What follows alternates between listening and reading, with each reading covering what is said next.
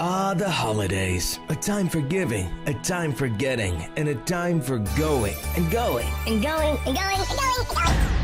When you need a break, we're here, helping you make sense of all the good and the going of the holidays. Happy holidays from all of us at ubnradio.com. Welcome to Mostly Sports. I am Morgan. Who are you? I'm Jay. That is Jay. I'm not as enthusiastic as you yet. Maybe that's because that snazzy new sweater you have on. I think it's because you had a tough time with an Uber driver. I did. Well, the Sixers won tonight. So they broke a 18-game losing streak and a 29-game losing streak all in one night with a big victory tonight about beating Kobe in his return home. So we're obviously going to talk about that for a little bit because it's big news. He had a very Kobe shooting night. He was 6 for 20 the last time I checked. Dude, he came out and he fired literally 5 threes up in probably the first, minute and 30 seconds of the game. How many did he make? Made 3. He was firing, came out firing. The crowd was going nuts, chanting his name. It was pretty cool. It was fun to watch. Everyone loves Kobe right now. Everyone's piling on. It's amazing. You write one little fucking gay poem and all of a sudden people love you. Wow, really gay poem? Yeah, it was. It was awful. Guy wrote a poem and retired. Give me a break, dude. Did he retire from his literary career? What did he retire from? Don't write me a poem.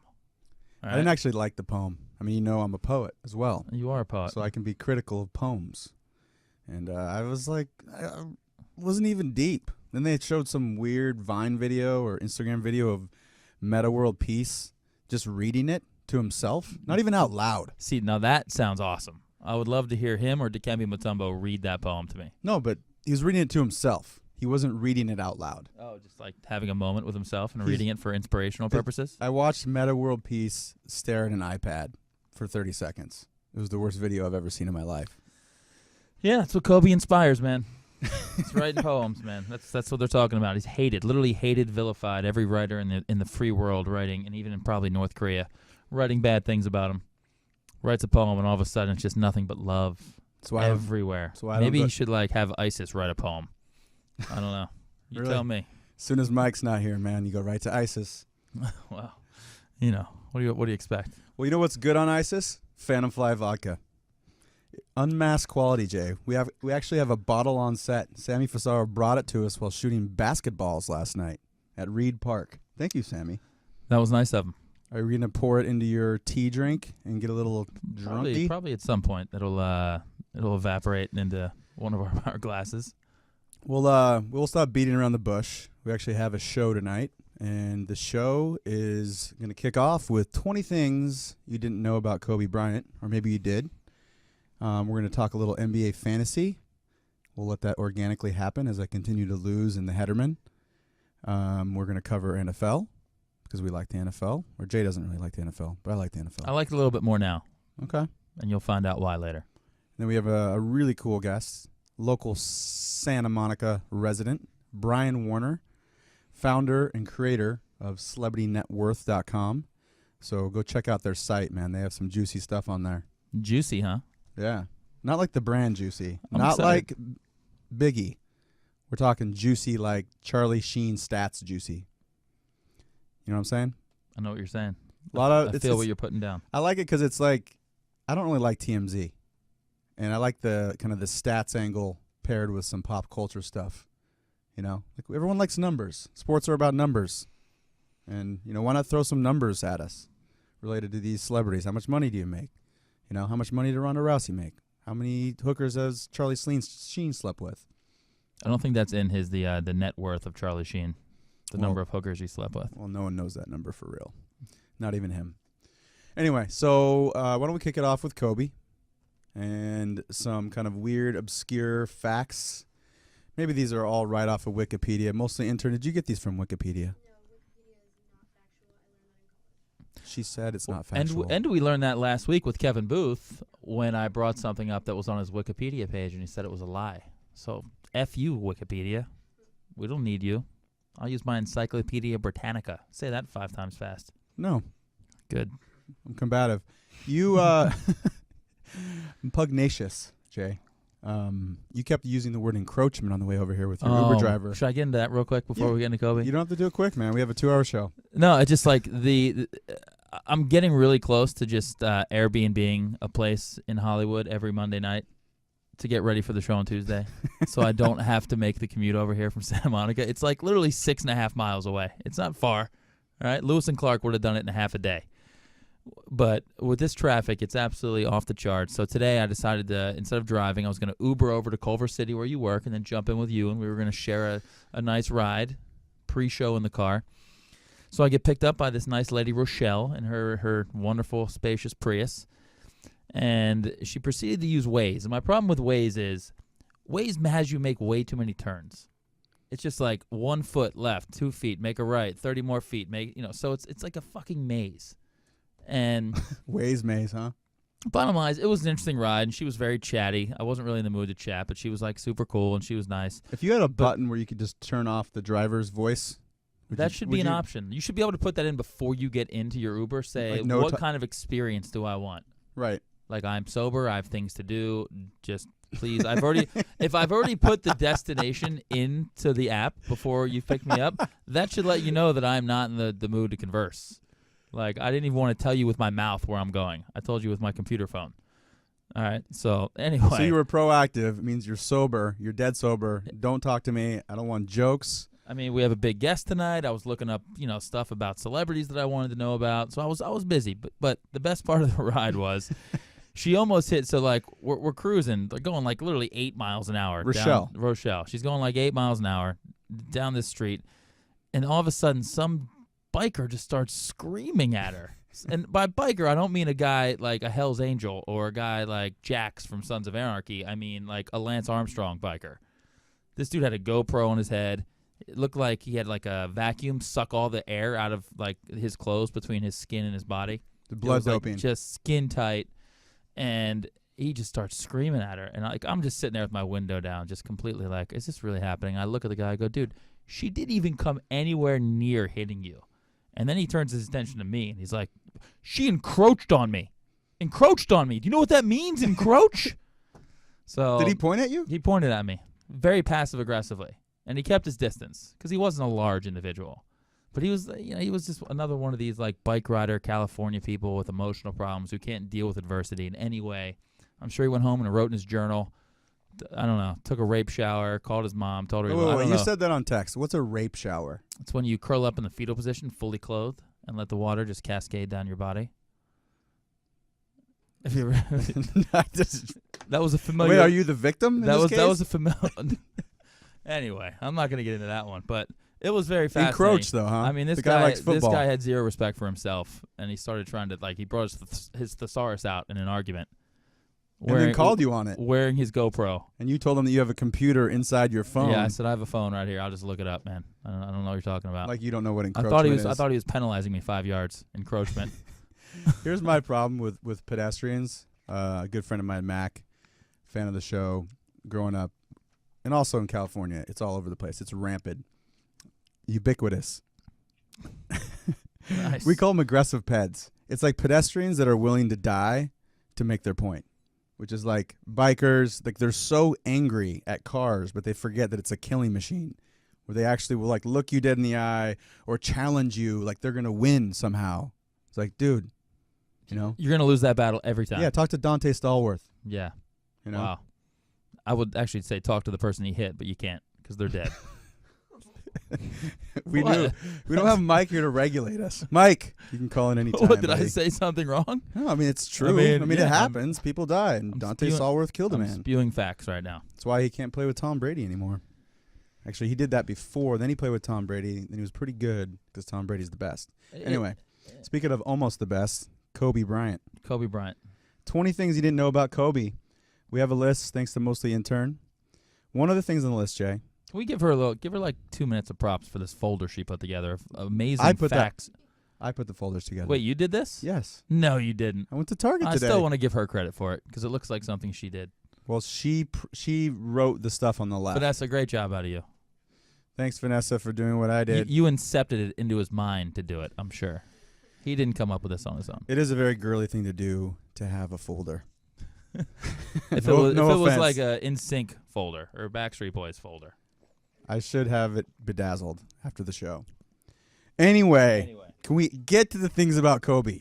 It's a 2-hour show, Morgan. What's your rush? I don't know. Went to prom with Brandy. Not the alcohol. A girl who used to sing in the 90s. Indeed. I mean, we all know Kobe's from Philadelphia. He's from literally the second town, like 2 towns over from where I grew up. Played in the Central League where I played. Born in Italy, though. Yeah, like he's from Lower Merion, which is like, the whitest, most safest place in the entire. Think of Pleasantville. That's what Lower Merion is. Really? Yeah. So I mean, it's beautiful. Like $1 So million he played with white homes. guys when he was young? Well, that was racist. Why all the white guys got only white guys can live in Pleasantville? What? No, you said the way you made it sound. I don't know. Hey, man.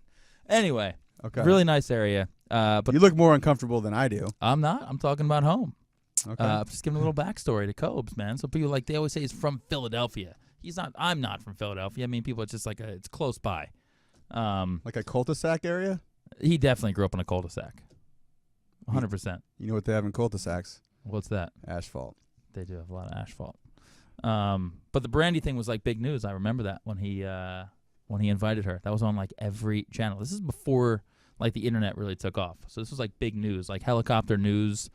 Helicopters were flying over. News vans were everywhere. It's a big deal. I noticed that she was 17 when they went. That's why the mom came along. Really? Yeah. Cock blocking. Wow. Yeah. Well, maybe. What else we got? We have Kobe created an album called Visions. Did you ever where does he rank on your rappers / athletes? Honestly, I didn't even know that he had this until Mostly Intern sent it.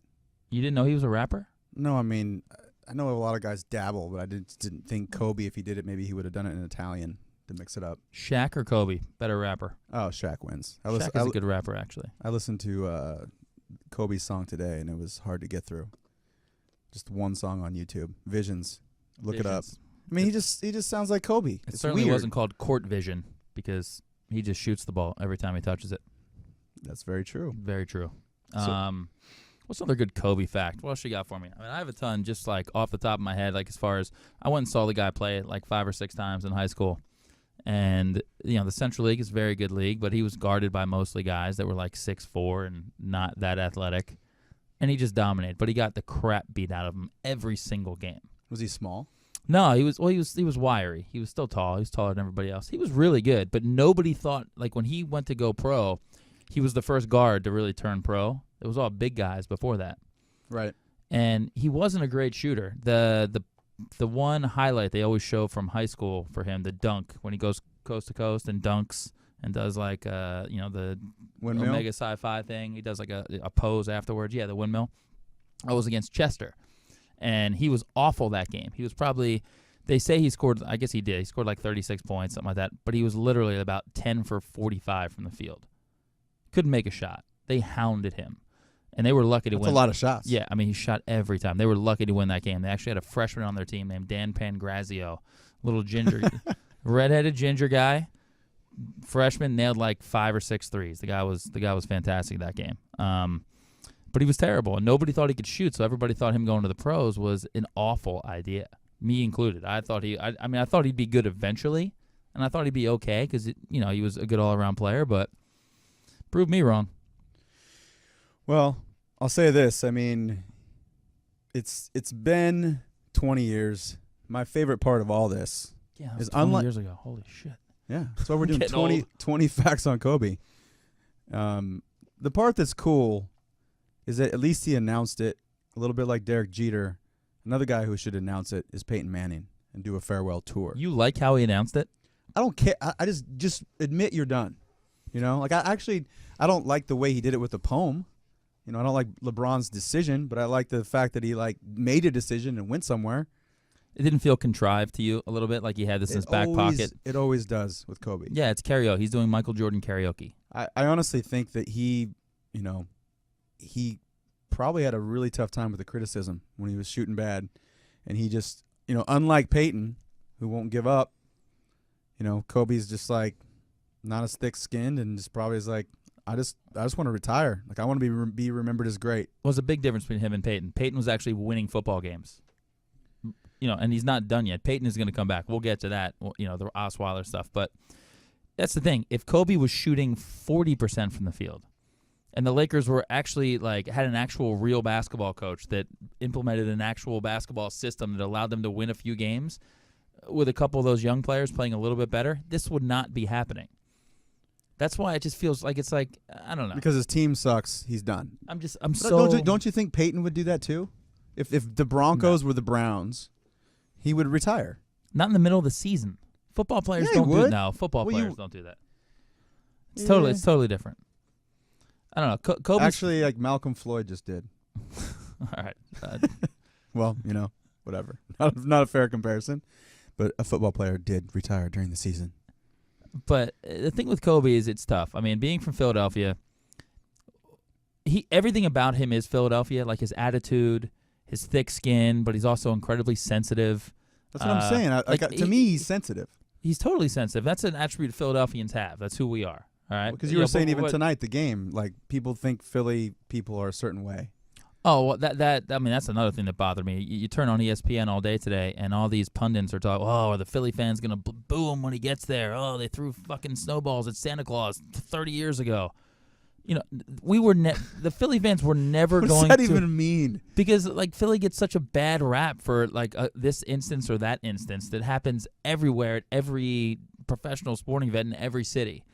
And the thing about Philadelphia is, there we go, headphones, But the thing about the Philly fans is they respect the game when they know the game. They were never going to boo him. They were always going to cheer him. It's Tuesday night. It's probably 30 degrees at home and snowing or raining. People aren't going to pay money, leave their house, sit in traffic just to go boo a guy. They sold that place out to celebrate him. If Donovan McNabb was on a farewell tour, they wouldn't boo McNabb? They already retired his number, and they cheered for him. That was the most. If there was ever a time somebody was going to get booed, I would have bet $1 million it was Donovan McNabb at his little retirement, whatever. When they played the Chiefs a couple years ago, Reed was back in town. Right. They did the whole thing. I would have sworn it would have been 60-40 cheers. Boos. How was it? It was pretty much all cheers. Really? Yeah. If he's getting cheered, come on, Kobe's an actual champion. Right. All right. I mean, Donovan McNabb. Don't get me started on that one. It's a little odd, though. I mean, Kobe had a dad who played in the NBA. He grew up in Italy. Sounds privileged, with pedigree, had all the resources at his disposal. He only played middle school and high school in Philly. Yeah. So then he drafted by Charlotte and then went to the Lakers. So I mean, I get it. He's connected. I guess it's probably the East Coast kind of growing up playing ball. He's not connected, though. I mean, he is connected because those are the most formative years of your life. Right. 3rd through 8th grade, we lived in Sacramento, California. I have no recollection of learning any sports there. However, I'm a huge Giants fan. I'm a 49ers fan. I root for San Francisco sports because of that? Because of 3rd through 8th grade are very formative years. That's when you kind of learn to like a team. You learn to like sports. Obviously, Joe Montana and Dwight Clark, the 49ers were good. I was a big Will Clark fan for the Giants. So he was 6 to 18, I think. It was that's huge. I mean, and he true. learned he learned the game there. And his dad is an icon in Philadelphia. His dad played at LaSalle. His dad played for the Sixers. Everything about him is Philadelphia. So I think that's the kind of weird thing about Phil. I've talked to a lot of buddies today. How he plays? Is that Philly style? How he plays is absolutely. He's got a huge chip on his shoulder always. But it's hysterical. I mean, I probably talked to 15 guys in the last couple of days about this, and people came around on him in the last couple of years, but for the most part, he's not a beloved guy, because he distanced himself from Philadelphia when he left. The Phillies played the Dodgers in the NLCS a few years. He was at the games wearing Dodger hats. He never, he never, such a dick. Yeah, he never. But dude, who started it? Who started it? I don't know, man. I'd say if everyone's sensitive, I'm I guess you'll never figure that out. Well, you could say the Sixers started because they didn't take him in the draft. They could have drafted him number 1. Dr. Joe, man, Peyton is trash on the message boards. Oh man, just going off. Peyton is trash. His Tennessee Vol hate is real. But Kobe going to the Lakers, obviously going to something the antithesis of what Philadelphia is, winning titles, saying he wants to rip the heart out of the Sixers when he plays them in the finals. I don't blame him for that. Just the fact that when he left, he didn't try and identify himself back with Philadelphia ever in interviews or anything. That's it what's created a huge divide. That's funny though. I mean, I think I heard a little snippet of Brett Favre saying, "Can I have a drink of your drink?" It's by the just way? regular iced tea. I There's don't nothing care. in it. I don't Okay. care. But I think Favre said when he was leaving Green Bay, he said, "I wanted to play anybody. I want to play for anybody who was playing Green Bay." Yeah. That was his main goal. And it was that whole new show. I think it's called The Timeline. We're just going to break down everything Brett Favre did. What's that, like NFL Network? I think so. Yeah. Anyway. I mean, looking back on everything, it all makes more sense when you look back on it. But in the moment, when guys say things like that, it's hard not to get worked up because that's what sports are. Sports are very emotional, for the fan, for the player, for everybody involved. So when you hear a guy like Kobe say, "I want to rip your heart out," to the Philadelphia fans, that's not going to endear you to anybody. But that's not what he wanted. He didn't want to be endeared. That was amazing. Well, you asked for it. I know. Be careful. Careful what you wish for. But yeah, I mean, the Kobe thing is it's just a weird. That's the chip, though, right? That's the chip on the shoulder. I hate the poem. The poem's dumb. The poem was dumb. I think Kobe thinks he's like some 8th century Italian philosopher. He thinks not. He does. He thinks he's not deep, but he thinks he is. Right. That's just he's got this elevated opinion of himself. That's very LA. That he thinks also. transcends like everything that's going on in the world. So like this whole Players Tribune thing, I thought I would like it when it first came out. I hate it. It's a little contrived. I hate it. Athletes play sports. Writers write. Let the writers write. Well, they have players play sports. They have ghostwriters. They're basically being interviewed. Yeah, I want to see video of these guys sitting down at the computer or with a number 2 pencil and writing it themselves. No, you don't, because I watched Artest read, and it's not fun to watch. You watched them read, or was he not reading to himself? Like you don't want to just watch someone think and then get writer's block and then quit and give up and then go to the bathroom and do weird showers. Anyway, point is, I agree with you on the Tribune thing because it does seem, it's like all right, the breakdown of.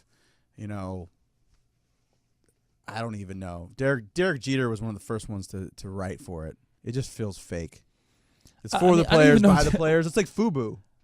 Derek Jeter's like a funny one to have something like this, though. That's a guy that really didn't say anything for 18 years playing baseball. He was vanilla. He just had no personality. He just kind of. You know who Derek Jeter is? Mike's gonna hate or love this. Feel free to call Mike. You have the number. He just asked for the number. He's calling in. He asked for the number to the studio that. Okay. Yes. Wow. Dude, do you remember all the numbers that you had growing up? No, I know, but I mean, 323. What was the phone number at your first house? I use it. I can't. It's a lot of passwords involved in that. Don't call my landline. You have passwords on your landline? What's going on? No, I used like landline original phone numbers as part of my passwords. Oh. I've already said too much. What the fuck am I doing? Wow.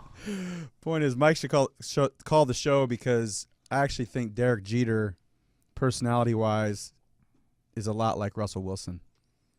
They're both kind of boring. Yeah, they're both really, really good, but that's not a fucking compliment. No, I know, but I can't stand watching his press conferences. And Derek Jeter, aside from his little gift bags after hooking up with girls, I mean, he's not that exciting. No. He's also just really good. He's incredibly thoughtful, though, with the gift bags. No, he is. Well, that's more of a contract situation to make sure that he doesn't have situations like Kobe had back in 2003. Do you ever used to give your ladies gifts, parting gifts, when they would leave your house? Dude, if I was that good, yeah. I mean, if I was that good, I would have. Like if you gave them a sweatshirt or like your favorite T-shirt and they left with it, would you be pissed? No, because I probably just wanted to go give that to the Goodwill anyway. I hate all my clothes, so please take my stuff. It's like a house cooling party. So that was your real motivation to like get rid of your hoarding ways. No, literally in 2003, I threw a house cooling party. I had everyone come over. We threw a big party, had a rapper, said everyone take something on the way out. Half the people got the joke. Housewarming, house cooling. You get it. Got it. Good. What else we got here? He was buddies with Michael Jackson. It's weird. He probably spent the night there with the kids. Like I came into this like really wanting to celebrate Kobe, and then you read facts like that, and I'm right back where I was 3-4 years ago. He's just I don't know. He's a weirdo, man. Yeah. He told Jamie Foxx he would choke on his 5th ring because he was a Mavs fan. Yeah, Kobe talks shit to everybody. That's what he did. But would you say this? Would you say he is? You're an NBA historian as well. Would you say he's one of the top 10 greatest players in the history of the game? Of basketball? The World of Warcraft. No, fucking basketball. Well, he plays soccer. Okay, he's not one of the top 10 soccer players ever. If you Although I'm sure. pass me your drink and I'll answer. There you go. Unfortunately, yes. I mean, he's sitting shotgun with Jordan. He's not sitting shotgun with Jordan. First off, He's not buckled up. He's not buckled up. That's a good thing. It's blasphemy. He's in the car? He could be in the car. Yeah, but he's got like a chauffeur's hat on. He's driving people around. He's good. He could be Michael Jordan's Uber driver or Lyft driver. Well, no tip. I don't know. I mean, can he? Can he drive? Can he be the Uber driver, like a Uber RX for Jordan? Kobe would never be an Uber X. Kobe would be like Uber. I don't Deluxe? know. Uber Kittens. Remember when they did Uber Kittens? Did you ever see that one? Yeah, they still do it. They still do Uber Kittens? Yeah. It's disgraceful. They bring cats to you with Wranglers. We should send one of those to Dr. Joe Thompson. If you remember him on the show, he despises cats. You guys, oh no, yeah, you're the lover of cats. He hates cats. I like cat pictures. It's very different. And cat videos. Cats in 2D is cool with me. Like animated GIFs, all that. Look, Kobe's great. It's going to be fun watching him get celebrated. He deserves it. I'm shocked that he opened himself up to this because I wouldn't have thought that he would have liked all this attention. Because if you remember, because he wants to be Jordan. If you remember Jordan's Hall of Fame speech, do you remember? Did you ever see that? Yeah, I don't know verbatim, but he was offended that he was going into the Hall of Fame because Jordan was. Why? Because he thought he was too young, and he literally, you could tell that he was like, I could still go out and get 20. Why are you honoring me like I'm dying? Well, it's like first ballot shit. Yeah, but I'm saying that's why it's weird. It doesn't fit Kobe's personality to show up on these road games in Detroit and Minnesota and Utah and get honored with, rocking chairs and, jet skis or whatever the fuck they're going to give him. In all these places, yeah. Well, Miami, they're going to give him jet skis. I mean, it's going to be like weird shit in every place. All right, I'm going to fire through the rest of these just to get through them because mostly intern did some work. So at 19, he was the youngest All-Star. He practices by playing against his own shadow. That's a weird one. You ever see Above the Rim? Yes. It's one of the worst basketball movies. First off, Above the Rim is one of the greatest movies ever made. Rest in peace, not so. Maybe now, maybe retroactively, but not at the time. Oh, dude, it's such a great movie. But when he's playing basketball by himself or without a ball. Oh, yeah. Yeah. He's just out there dribbling without a ball. Leon's fantastic. Great movie. Go watch that one, everybody. Is that real? He practices against his own shadow? I wonder what Leon's net worth is right now. Brian Warner's in the green room. Hopefully you heard that and he's looking that up. I want to know how much money Leon is in the bank. Because if he's broke, let's bring him in. Second daughter, Gianna, was born 6 minutes before Shaq's daughter, Miera. I don't even know how to say that word. Shaq has a daughter named Miera. Instead of Sarah, it's Miera. Think about that. Sounds like a disease. It's called Me First disease. Would have been a soccer player had he stayed in Italy. Okay, that's pretty basic. And there was one other one that was kind of interesting. Oh, yeah. His birthday is one day before Mostly Interns. That's a good one. Yeah. Well, I don't know what Mostly Interns' birthday. Give her some props. No, it's good. First words to Michael Jordan were, I can kick your ass one-on-one. Wow. He's so specific with his shit talking. That's what I don't like about him. When you read this whole list, what do you think of? I mean, he's just like annoying. He's an angry dick, man. Yeah, but he's annoying. Yeah, like he basically anybody who says one thing to him, he just goes off the deep end and starts talking shit. He would be the most miserable teammate ever. Like literally, I can think of a million people I'd rather play sports with than Kobe Bryant. Yeah, it would be tough. Yeah, Smush Parker does not have nice things to say about Kobe. I got one last thing about Kobe. This one's really, really simple. It's probably just posters. Looks at pictures of basketball legends when he's injured to motivate himself. So he's looked at a lot of pictures lately. Yeah. Who do you think? Mike? Do you think Michael was up there? I'm sure he was. With Magic, sure he was. Magic, of course. So he totally ripped that from Rocky IV, by the way. That's what Stallone did when he was getting ready to fight Drago. He had a picture of Drago up in the mirror. No, that's his nemesis. Training. That's his nemesis for killing Creed. He was looking at pictures to motivate himself, though. So Kobe is stealing something from another famous Philadelphian and pawning it off as his own. Rocky's not real, Standard. man. Rocky's, Whoa, dude, you're never, ever coming to Delco with me. Don't ever say that out loud. Rocky's not real? Yeah. Okay, he's real. Yeah, I can't have your back if that happens. Stallone wrote that movie in a weekend, so he really wrote that movie. I'll give you that. Yeah. Would you quit hiding your drink? It's like right there. It's like right out of, I can't get to it. Now you're, it's okay if your drink encroaches on me. Don't encroach on me, buddy. What else is going on?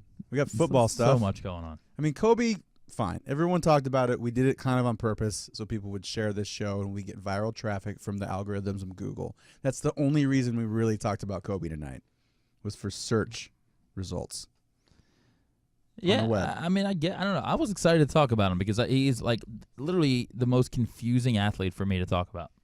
Because I do respect him greatly and admire everything he's accomplished. You used to hate him. He's a competitor. I used to hate him. Back on the old show. Old show. Then he turned into crazy drunk uncle of Thanksgiving Kobe who says whatever the hell he wants to say at any time. And he became mildly entertaining. And, he's not really a threat anymore, which makes him very likable. Well, we didn't get into the whole situation with him in Denver. I know that was a long, long time ago. But it was pretty crazy back in the day. Remember what year? What, the rape? Yeah. I don't know, 12 years ago? 2003. Wow. Yeah, so pretty much, yeah. That's pretty, pretty interesting stuff. I read a little bit about it today just to kind of is this like a cold case? Are you reopening it? Yeah. There's I don't know what I'm allowed to say on air. You can say whatever you want. Okay. Well, one thing that you guys probably don't know is that she was wearing yellow underwear. And I don't know if that has anything to do with the Lakers or not.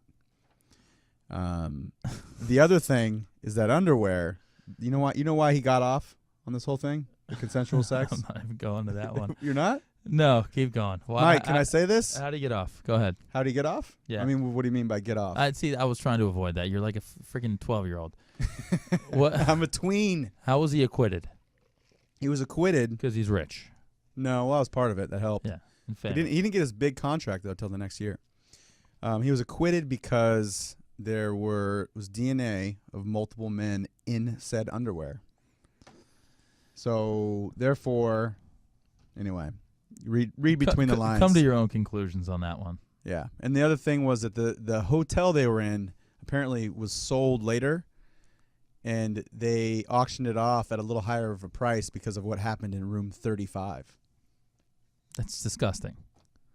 I know. Yeah, that somebody would pay. I mean, come on. That's not validated. But so.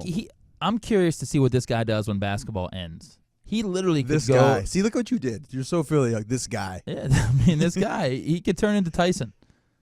He might, 15 years from now, he might be Face just some tattoos. weird recluse that lives on an airplane and just flies around. And you hear shit about Kobe, and you're like, it just doesn't faze you.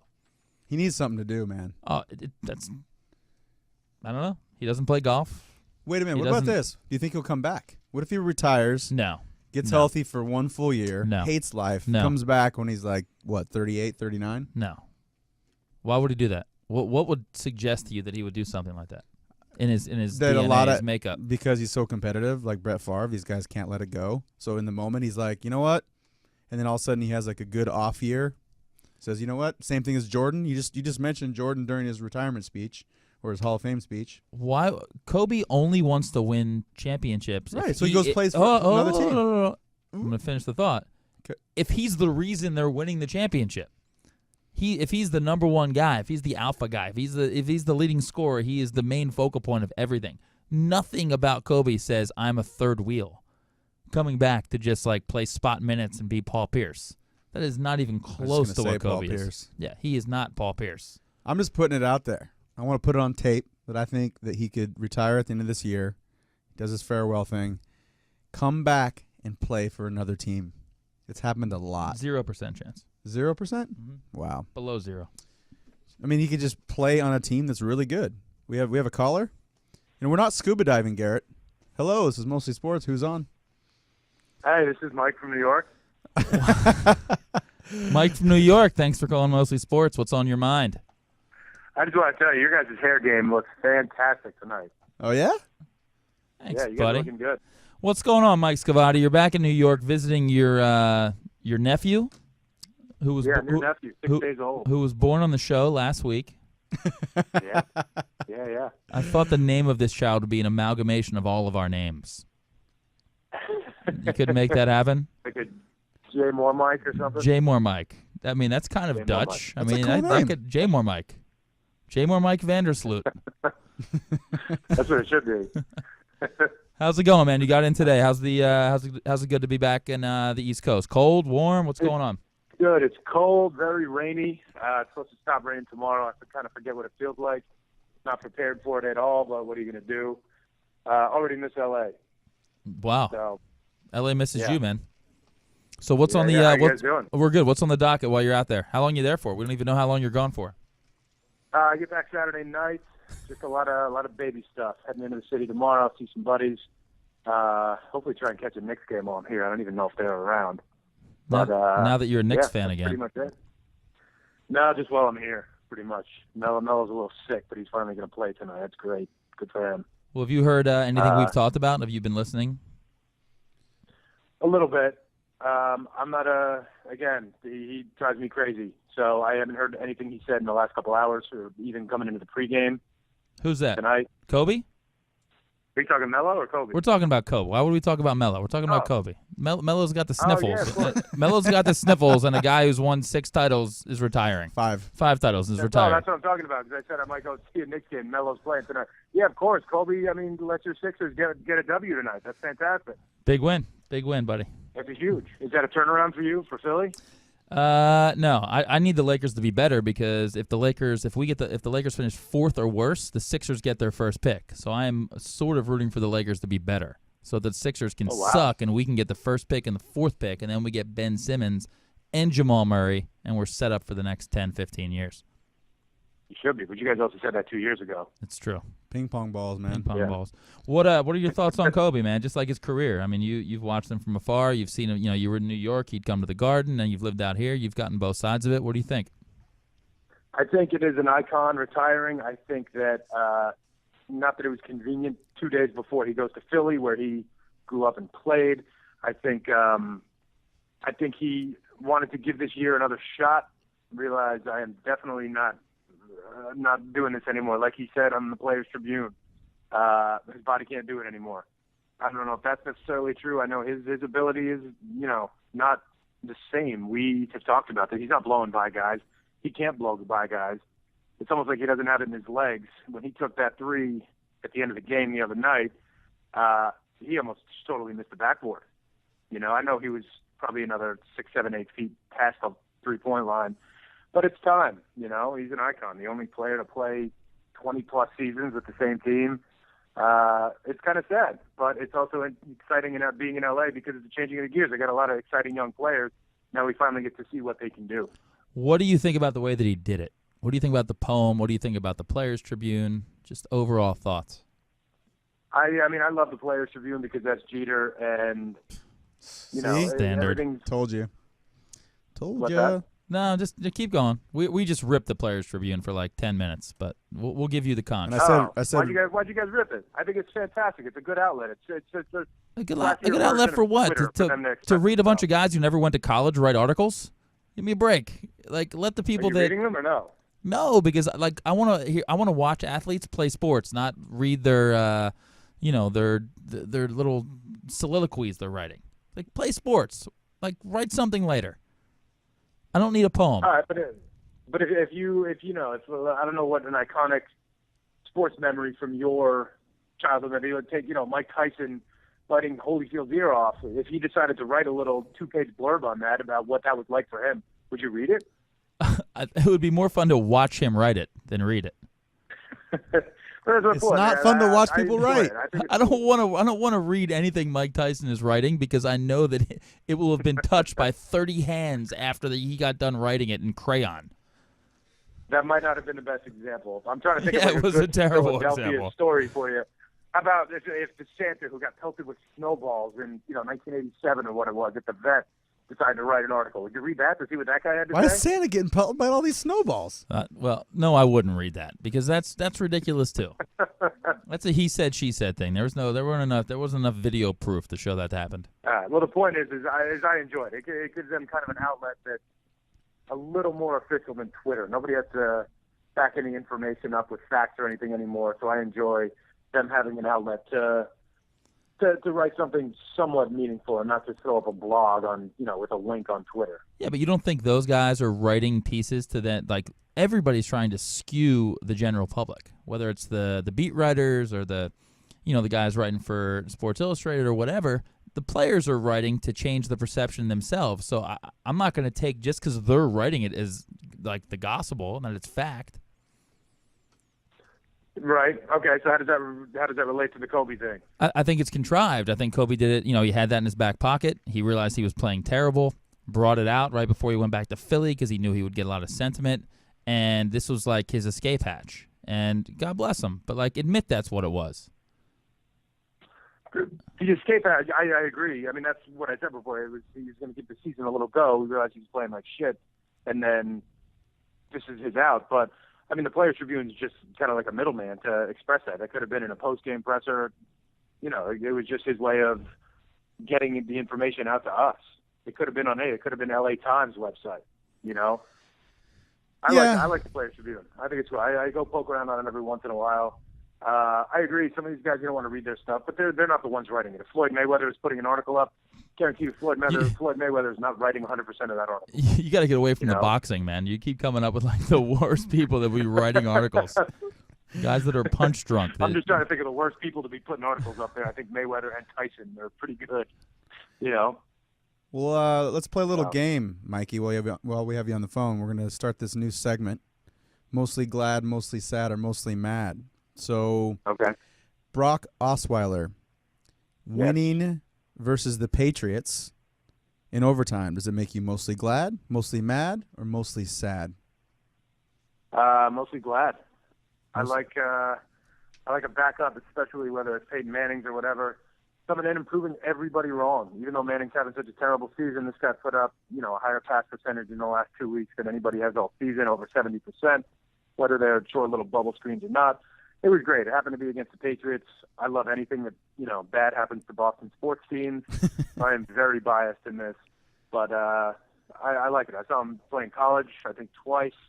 I like it. Bringing the new out with Peyton, but at the same time, the debate about whether or not he stays on yet, we don't even need to have that debate. Right now you're playing with house money with your backup. Deal with Peyton coming back when Peyton's ready to come back, see what happens. All right, mostly mad, mostly glad, or mostly sad. Clay Helton being named the permanent coach of your USC Trojans. That's a great question. Really good one. At first, I was mostly mad, and now I am mostly glad. Really? I thought SC was going to screw something up and go after the big names because that's the ego and the apparent pedigree, if you want to talk pedigree, that USC thinks they put forth. And I thought they were going to go after a Les Miles, a Chip Kelly, something like that, to just because they can. Hold on, I'm sneaking outside. But taking somebody who's been in the system for a little while, I know a lot of the players backed him up. It happened to be all the players that are. Well, they had that video today where Pat Hayden came in and announced it to the team, and the team went apeshit. He went apeshit. Yeah. I feel like they all knew. All the players who got behind him were all players who were actually going to the pros next year or going to Canada. So I'm also glad. I'm just very. Just in general, just to visit. Are they draft dodgers? Why are they going to Canada? Because some of the people, I don't want to say, certain quarterback. I don't know if they're NFL ready. They might have to go up to Canada for a few years. I'm just curious about the scouting. That's what makes me a little skeptical. I know that's not one of the questions. You bring in someone like Les Miles, you get that whole southeastern region covered. I don't know about Clay Helton. This scouting, feels like a thing, but I'm mostly glad. This feels like a do-over for USC because they didn't hire Ed Ogeron. Is that how you pronounce his name? Ed Ogeron. Yeah. When he did a fantastic job of filling in as interim coach, and all the players wanted him, and they wanted to go out and get a bigger name, and that failed. So it feels like they actually learned something from their prior choices and as far as hiring goes. Exactly. This was Jim Moore's fourth game against USC in 4 years, and it's been his fourth head coach he's gone up against. So some stability in that program isn't going to hurt anybody. What about you, Jay? Yeah. What about going back to the Brock Osweiler question? Mostly sad, mad, or glad? Where's mostly indifferent? Is that an option? And, Like I mostly care. I'm mostly glad.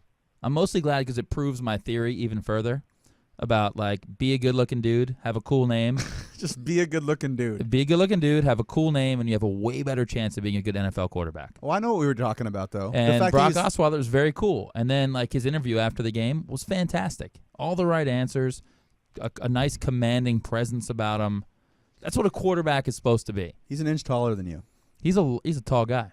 So we said, I think Russell's right on the cusp of being almost too short for a quarterback. Is he almost too tall, like a Dan McGuire? I mean, Mike, you're 6'7". Take that one, Mike. What do you think, Mike? Almost too tall? I mean, again, the indifferent thing should be part of that question. I feel like a lot of us would pull that safety valve quite a bit. I don't think so. If he's playing like this, I mean, yeah, we saw what happened to Gronk. People are going low on him. Somebody, chop blocks him or hits him down at the knees. His career might be over. But Wow. For now, it's great. I don't know how little Russell Wilson and Drew Brees, how they see over these 6'7" guys on the line. I don't see how they possibly do that. So I don't think he's too tall just yet. What do you think? Well, what do I think? I mean, I think he's the perfect height. The guy's he's a statue back there. He's actually, he sees over the line. He can actually move a little bit. He's got a great arm, and he just has a cool presence about him. You can tell. You watch a guy, the eye test, like a feel. You're watching him play quarterback. The moment's not too big for him.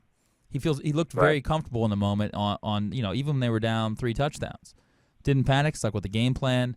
Ran the ball a lot. C.J. Anderson played really well for the first time in a while. He looked good. And then, he made great throws, and the referees helped them out immensely, which nobody's talking about. Immensely. No, people are talking about it. Yeah, the Patriots get 2 calls, and all of a sudden, the fix is in.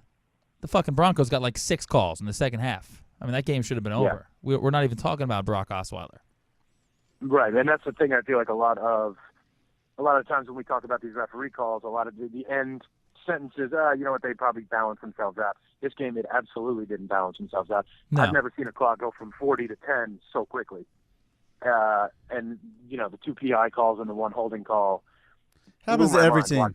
Every team, though. Happens to every team. Everyone needs to calm down. I agree. I didn't think it was anything crazy. This is the first time I've fucking seen the A. head of officials, Mike Peria, say, I don't know what's going on right now. I have no answer for that. He could normally back these officials up pretty well. He's finally like, all right, I got nothing to you guys. I'm sorry. I mean, the Bills fans, stuff happens to them, and they're drowned out by Niagara Falls. Like, no one gives a shit what they have to say. Well, these poor guys are fucking gun-shy at this point. They are literally under the microscope more than ever before, more than any other sport. Every call they make is scrutinized. It's not, with the NBA, you make a bad call, you go ref another game the next night, people forget about it. You have a whole week with football. You make a couple bad calls, it's on Twitter, it's on ESPN, you got everybody talking about it. I'm starting to feel bad for these referees at this point. You know how they have the green mile? There might be a yellow mile eventually. Yellow mile? Why is that? Like a death row for the refs where they have to walk a yellow mile on Tuesdays. The penalty flags? Do they have to wear the same yellow underwear that Kobe's rape victim wore? It was consensual. Oh, there we go. Alleged.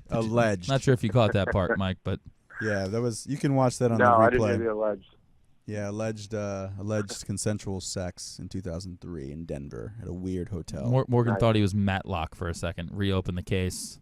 Come on, man. Trying to Matlock? solve it. You're dating yourself. No one knows what Matlock is. Nothing to hide, man. 42-year-old man. I love Matlock. I love Murder. I love Lucy and Matlock. I love Murder, She Wrote. Did you watch Perry Mason? I know that the Golden Girls bedded 273 men over the entire run of that show. We never got into sex versus This is our second show in a blowjobs. row talking about the Golden Girls. Bro, I love it. Remember that? Bro, Sex versus BJs, the Golden Girls.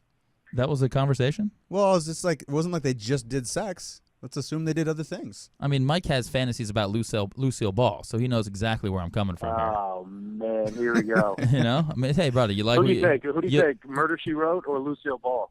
Angela Lansbury? Yeah. Angela Lansbury. Oh, come on. Better We're really gonna better debate 'cause- this right now. Dude, Helen better, Mirren. way better pillow talk afterwards. Way If better. any of my mother's neighbors hear me right now, they're gonna think I'm insane. Dude, the show It's a is good on conversation. demand. The show's on demand. So I'm gonna cut it right there, though. Well, Mike, thank you for calling in, man. Have a great trip. Eat some really good food Thank you and guys for report having back me. about it. You guys are looking very solid. Keep it up and have a good interview coming on. I'm Best, excited to hear this. best to the family, and congrats on being an uncle, man. Hey, Mike, real quick before you go, did you go 0 for 3 on your tweet for Mostly Sports? Yes, I did. Thank you for calling me out. I went a bad 0 for 3. What did I? Not even a close one. It was just a terrible 0 for 3. Well, at least you didn't delete it and then have Yeah, Jason don't- Knowlton go crazy. Don't delete that shit. And what did I write you back? I said no. I'm on the Seahawks one, and I said Jeremy Lane is back. And who picked off that 4th down play? Jeremy Lane. Yeah, and I had a couple other people tell me about this Lane guy, and I said Antonio Brown doesn't give a shit who's on him. 5 But I catches, gotta 50 say, yards. Sherman shut him down. Dude, Mike, enjoy your time away because when you get back, if the Seahawks win another game, this guy's going to be, like, intolerable.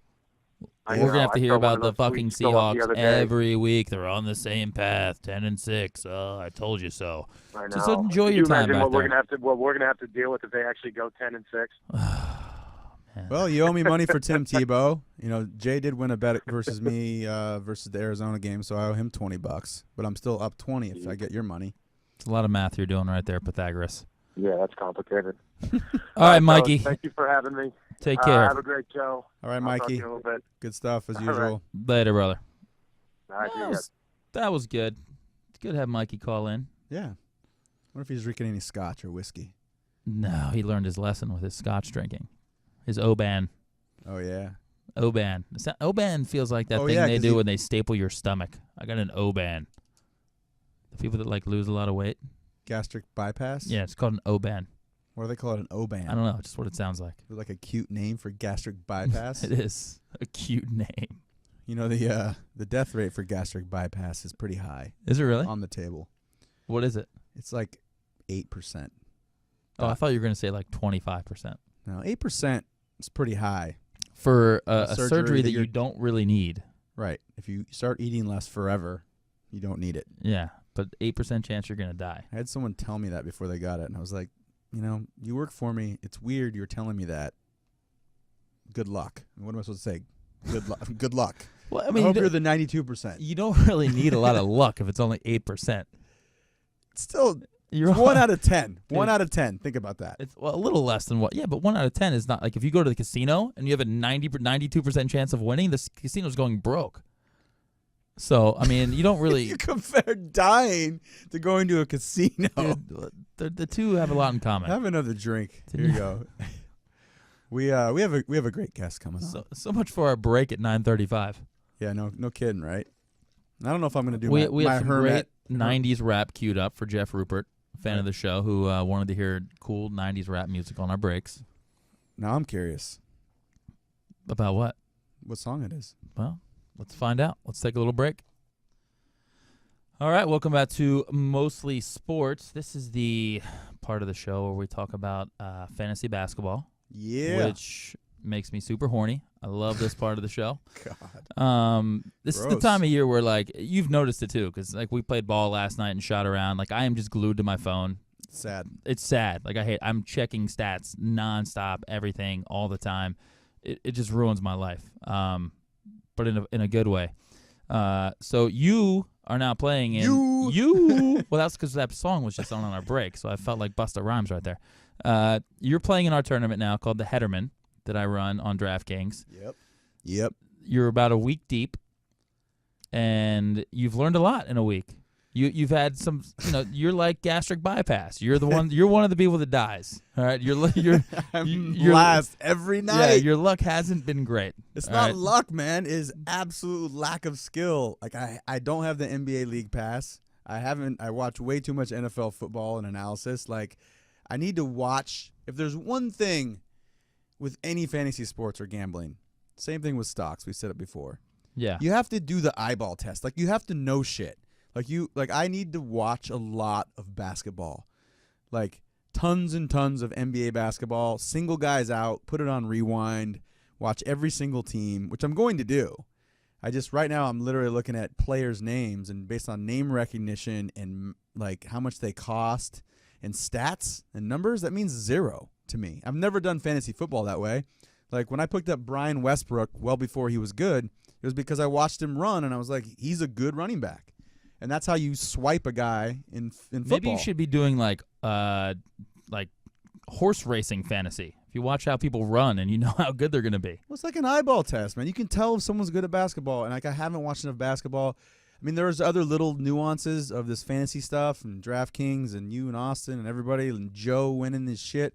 And, I played the Shane Falco role the other night. Like the back-to-back thing where how the minutes are all managed, like Popovich. See, I can already tell you this. You're thinking about it way too much. Well, I hate losing. I know, but like you're thinking about last. Just like find guys, look at their game log, find out who's playing well and playing a lot of minutes, and just play them. Don't think about all the rest of that crap too much. It's like split second. Just it's a lot, dude. I'm taking a lot in, man. I feel like I'm cramming for a test every night. Well, the Headerman is fun. We're up to 25 people now. A tournament that started with 6 last year. Up to 25 people every single night.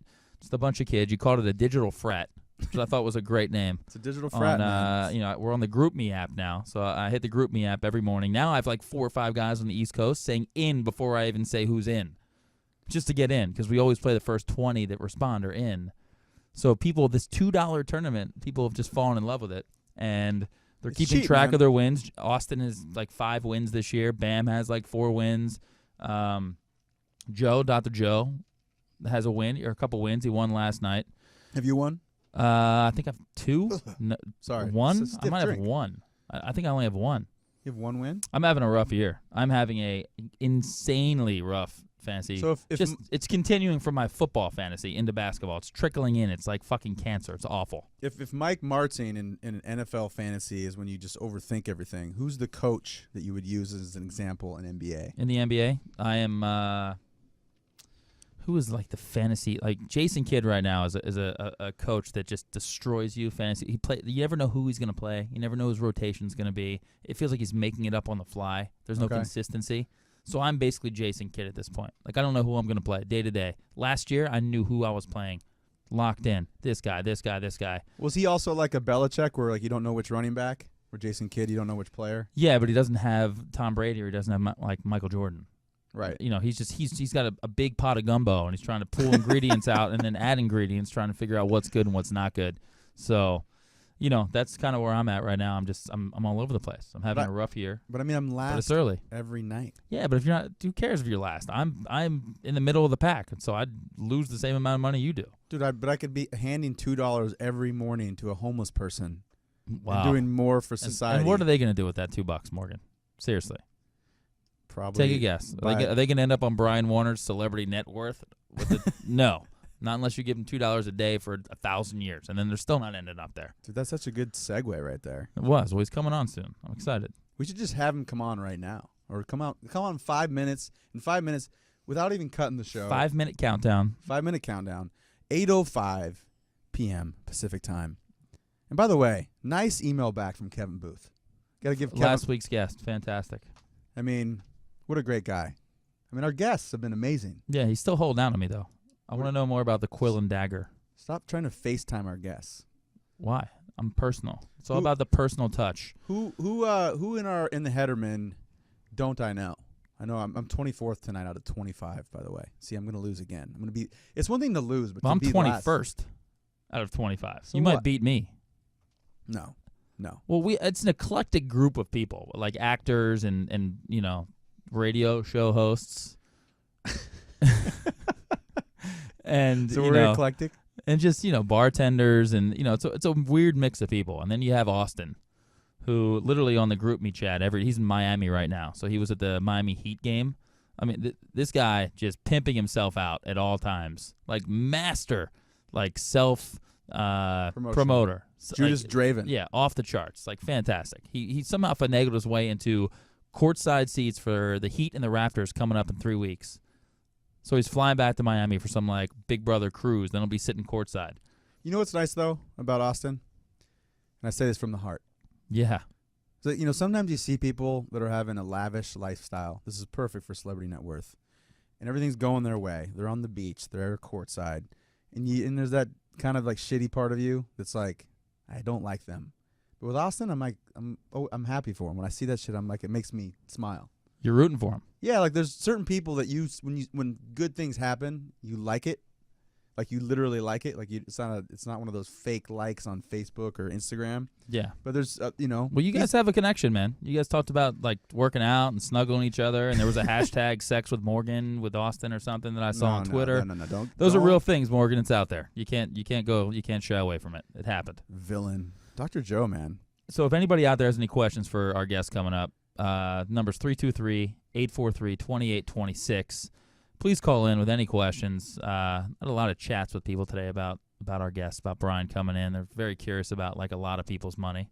Oh yeah, like Delonte West. I got a lot of people were like, I wonder if he knows how much money Delonte West has. Hey, mostly intern, can you bring him out? Get him geared up. Let's just do it right now. The best part is like people think Brian has like access to everybody's Wells Fargo checking account around the world. Like they want to know how much money just random people have. Well, a little math behind the calculator is why we're doing this. The stories, too. There's a lot more story behind some of their articles now. Like, I think initially a couple years ago it was more about, like, who makes what, and now I think it's a little more story-driven. There he is right there. There he is. What's up, Brian? Brian Warner, welcome. Hey, how's it going? Good.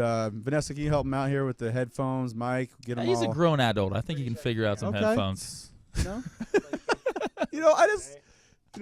I going to do?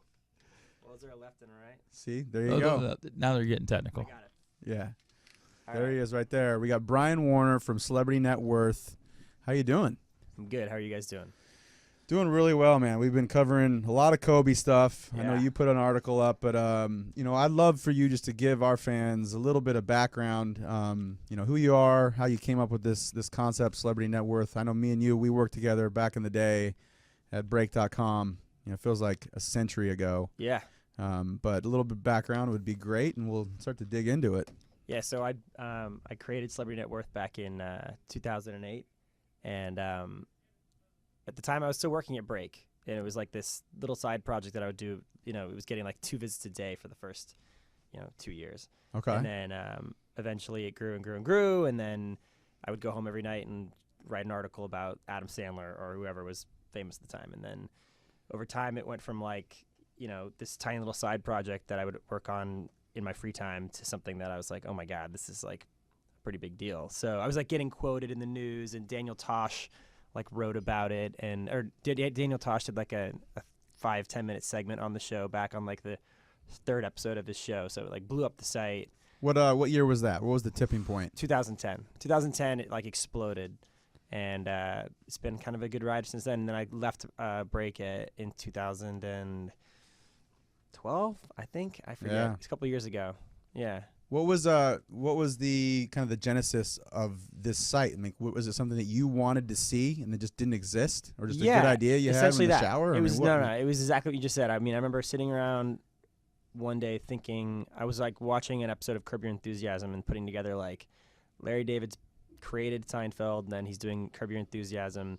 This guy's got to be worth a ton of money, and there just wasn't anything about that on the internet that was like a high quality result. It was like a lot of garbage IMDb user forum pages, and so I was like, this is a site that could exist, and slowly but surely it like kind of came to fruition. This is a one-man show when you started. No. I mean, when I started it, Yeah. yes. Yeah. It was one person with a $50 crappy WordPress blog. And I mean, what's your background as far as, you went to business school, Georgetown. Mhm. So did they teach a class on tracking down people's financials? How no, do you? No. I mean, I studied marketing at Georgetown, and it was like very basic stuff in finance and Hoya Saxa, buddy. yeah. There you We go. were terrible at basketball. So my sister was at Georgetown when Iverson was there. Okay. So before I got to Georgetown, she was like, you're not going to go to class in March. No one's going to talk about anything except basketball. And then the 4 years I was there, we declined the NIT my first year. We didn't make the NIT my second year, I think, if that's even possible. In the 3rd year, we finally accepted the NIT, and we won the consolation round. And then, like the 4th year, I don't even remember watching. Like we had traded coaches. We went from this terrible coach to John Thompson, who we have now, who's pretty awesome. My dad played there. Oh, he did? Yeah, I played basketball, That's awesome. football, and baseball, and then That's went to awesome. law school at Georgetown. We eat at Clyde's every Thanksgiving. Of course. That's really Right cool. there, yeah. Cool. Go to the Tombs every time I'm in town. Absolutely. Great Well, school. what are the Tombs? Tombs? bar. It's a great bar. It's Yeah. a Huh. cool little bar. Yeah, it's a good bar. It's like the campus bar we don't have an on-campus bar, so that's essentially that. Yeah. Okay. But yeah, I mean that's the story. Like now, Celebrity Networth's full-time, big deal job. So I'm pretty excited, and a couple people work on it, and things are good. So I think for me, like obviously we knew each other, back in the day, and I, a few years ago at Break, and you go to the site, and you look up somebody, like anybody, Kobe Bryant. Kobe. And you look to see what they're worth, and the first question that comes to your mind is like, how did they get that number? Right. So I don't know how much you can reveal. I mean, maybe there's competitors out there now, but like, what could you tell us about how you kind of come up with this, your due diligence to really like try to be as credible as you can with this kind of stuff? Well, so there's a couple different things there. First of all, it's changed over time, because when I first started out, I mean, I had no profile and I couldn't get any information, and there was no information out there. Forbes was just talking about billionaires, and it was all these like weird German barons who had family fortunes for 1,000 years, and like their stories weren't very interesting. So there wasn't a lot of information to pull together back then. Over time, this has become, I think it's safe to say, mostly because of Celebrity Net Worth, it's become something that a lot of people are interested in, a lot of people are writing about, a lot of people are talking about. Forbes is dipping now into having celebrity wealth information on the site. Like that's, I'm sure, their main page view driver. So there's a ton of information out there for people like Kobe. Like Kobe, it's very easy now to find how much money he made in salary his whole life and how much money he made in endorsements his whole life. And, you can't ask for much more in terms of like real information and data. And you can find real estate fairly easily depending on whether or not they bought the real estate in their own name, which oftentimes they don't.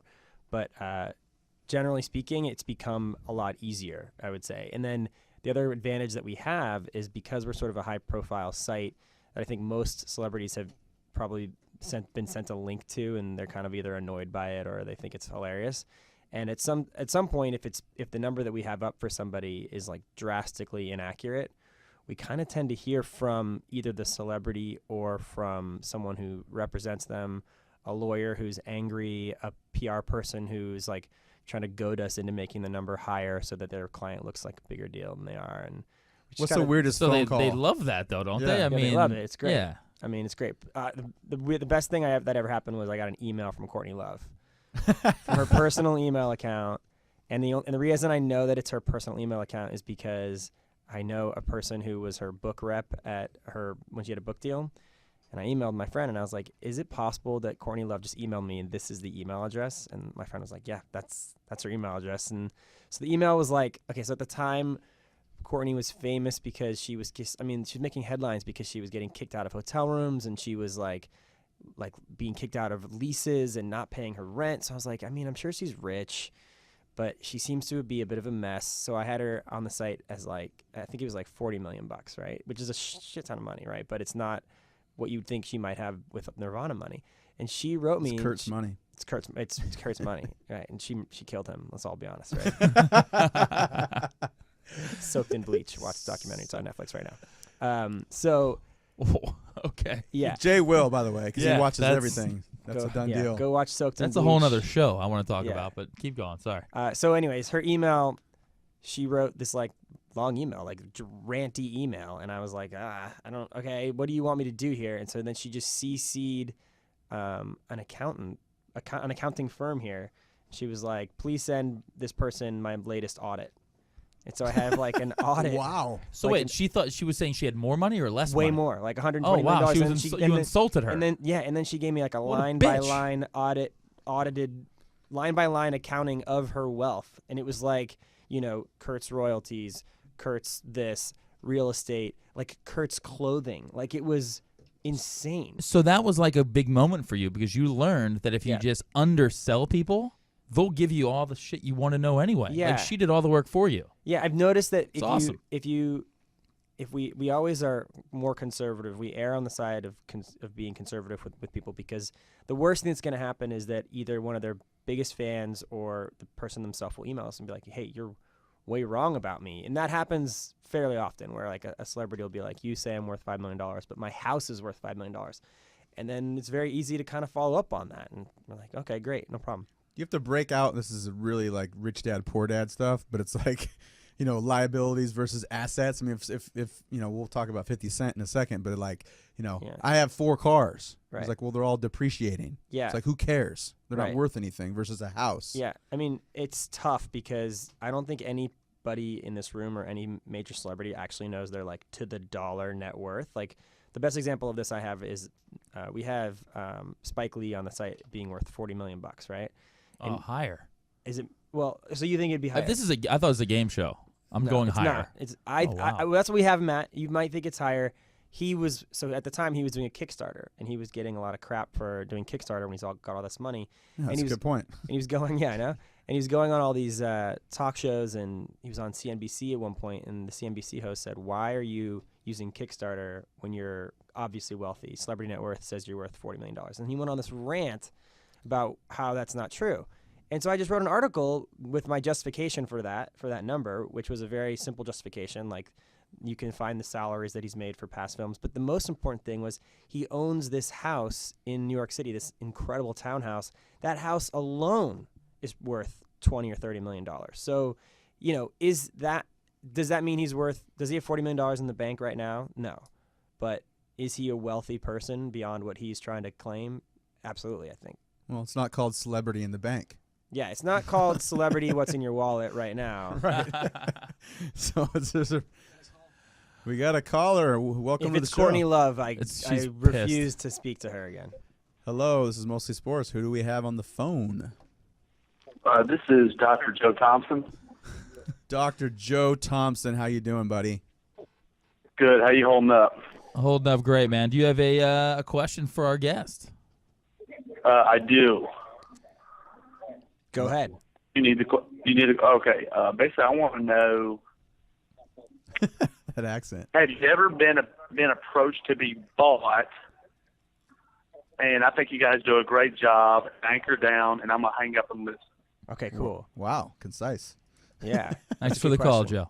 So we get approached. Thank y'all. Yeah. So we get approached a lot about getting sold, and it happens in kind of spurts. I think with what's going on in the economy, and when other sites are getting bought up. I notice that we go like 6 months without getting email, and then in 1 month we'll get like 5 emails. And the reality is half of them don't have any money, or they want to buy you in some sort of like crazy, we'll give you nothing up front, and at some point we'll give you money if we make them a lot of money, and it's like stock in a company that's private right now and probably never going to be public. So those are never fun to talk to. I try to avoid them. We went down the road very seriously about getting bought with some pretty large companies about 9 months ago. And the reality was the numbers that we were getting were really nice and really interesting. But like what people don't understand is like it's not all about always selling, because when you sell, you have to sell for an amount of money that allows you to never work again. Well said. And the numbers we were getting, to be frank, would have made me like a multi-millionaire, and this sounds horrible, but that isn't enough to be like, oh, I'll never work again. Like it would be the point where I'd have to get a job at some point. Like a year later, I'd be like, you know what? I have a mortgage and I've got all these bills. I have to get a job. Whereas right now, I have the exact job that I want. I love it. I wake up every day excited. And I make a lot of money doing that. So as long as that exists, and as long as there isn't someone out there offering me like crazy money, I probably won't sell it. Would you? This is a 2-part question to follow up on Joe's question, who's a big fantasy football fan, a fan of the show. My initial worry, aside from the money part, which would be the irony of it all, like is creative control. Like is creative control a factor of like if you sell, then like kind of the editorial voice, maybe that gets lost a little bit. And then the second part is you'll end up on the site someday. Yeah. No, that's a good point. No, I mean, I hope to end up on the site someday. I would love that. That would be a really good outcome. So the first part of your question was creative control of like how you the writing. When you sell, so first of all, I've tried to kind of take it in the last couple of years. I've tried to make it less about me. So there was a time when if you went to the site, every single article on the site was written by me. And it was clearly, it seemed to be like a one-person show with one voice. And actually what we've tried to do over the last year definitely is to tone that down, because there are days where I don't want it to be all about me, and I don't want to be the only reason that someone comes to the site, because at some point I might want to take a week off, and I don't want people to be like, oh, these are the like JV writers. So we've invested a good amount of money in like the other people who are writing and kind of finding new voices. So, but to your question, I think if you sell, you have to just give up and not care anymore, which would be really hard because this has been like such a big part of my ego for the last couple of years. Like, you know, half the things I put on Facebook are like, oh, we got mentioned on Conan last night and it's really cool. And like, I love people reacting to that. So it would be really painful to see somebody buy it and then burn it to the ground. But you won't only do that if they were paying you enough money, where you're watching them burn it to the ground from your own private island. Or not a private island. How about like just like a Spike Lee's townhouse, a nice house in L.A., right? Instead of a 600 square foot apartment. Well, you know, it's funny because like from our perspective, it's really early in the mostly sports era, and I'm calling it an era, and hopefully will be the Kobe Bryant of sports. But you know, from our perspective, I'm sure you remember like right now, you know, 14 weeks ago. We were doing the show on top of a restaurant, Michael's restaurant in Santa Monica. Don't plug that restaurant. What's the restaurant? They kicked us out. It's on 3rd Street in Wilshire. No one knows it really, but What's the restaurant? Michael's in Santa Monica on 3rd Street. Yeah, that's your restaurant. It's not mine. That's Michael's restaurant. Oh, that's where I'm sorry. We were doing the show there. Okay. I'm sorry. I got confused. I know the restaurant. I used to own a bar upstairs. Yeah, that We bar shut- upstairs. Yeah, the loft. They have. Yeah. Okay. I know. Okay. Cool. Yeah. So anyway, we You were shut doing the us show. down. Yeah, I he know. shut us down, but we were doing the show there, and there's like those moments where it's like super gritty. You're like, oh, this is like a garage band situation. And if you make it big, so I mean, who knows where we're at right now? But it's like I'm sure for you, like 2008, 2009, you're at home late night writing an article. No one gives a shit. You put it up on Facebook. You throw it up on Twitter. You get one favorite. Obviously, then it starts to pick up a few years later. So like that's got to be part of the whole story. And the thing I've noticed is that it's a lot more story driven. So I was reading the Ronda Rousey article a few weeks ago. It's not about what she makes. It's like how much she make in the prize fight versus Holly Holm, or even this 50 Cent thing, which I'd love to hear more about. Like guys that, that's a question I have. Guys that are just bankrupt but always have money. Right. It's just a weird thing. Yeah. What does bankrupt mean? Well, so okay, the whole 50 Cent thing is really weird because he is in this weird sticky position where if he pays out, I don't think 50 Cent has $30 million to pay out right now. That's what the deal. That's the problem right now. Is he's got $30 million worth of judgments, and I don't think he has the cash. And if he has the cash, he would prefer to play broke for a little while, make a judge restructure it, and then he maybe only has to pay half that or even way less than that. The 50 Cent one's really weird because on the day he declared bankruptcy, we had him being worth $150 million on the site. And the same exact day, Forbes had him being worth $160 million. So it's like, wow. It's not just, it's not just bad reporting, although I think there's an element of that and a little bit of like, oh, we believe everything 50 Cent says. And we believe that when he says that he made $200 million selling vitamin water, we kind of just took that as like, all right, that seems reasonable. And maybe none of that was true. So right now, I think it's interesting to see what's going to happen with him over the next 6 months or so, because at a certain point, I think he's dumb what he's doing, because if he was smart, he would be not posting photos of him with stacks of cash. He would try to put forth... Or that stupid vodka. Right, that stupid vodka. Like, shut up about that vodka. We got Phantom Fly here. Yeah, right? Anyone who's just got a bottle of vodka in front of them while they're doing their job, it's just like... Whoops. Yeah. Well, you mentioned Forbes. Is Forbes basically is that your competition? Is that your barometer have they ever heard of me? Yeah. Do they care about me on a day-to-day basis? No. But not yet though. Not yet. But you're creeping. They know who you are. I think they definitely know who we are. I think they're annoyed that we exist, but they don't think about us on a day-to-day basis. But they you're like Under Armour to Nike. But you're creeping. In 2004. That'd be awesome, right? Yeah, that'd be great.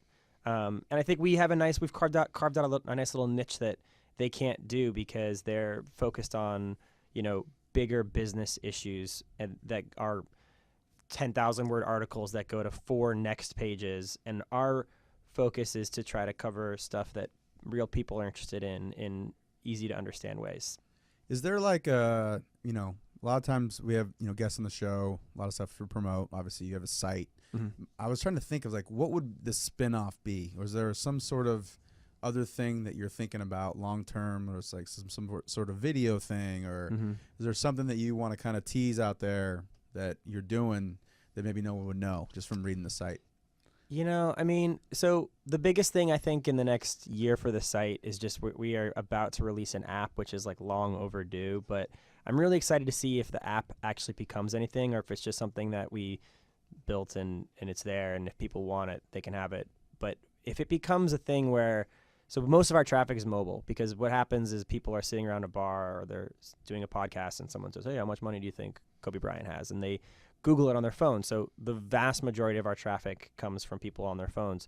So what I'd love to see happen is we release an app, it's successful, and people, instead of Googling something, this is a big psychological shift for our site. It's like, instead of Googling something, to know that you already have the app on your phone. So, hey, just pull up the app and boom, I'm going to search for it right there. And that does a lot of good things for us because it develops a more loyal, direct audience, and it also sort of bypasses Google, so we don't have to worry about how Google's displaying stuff anymore.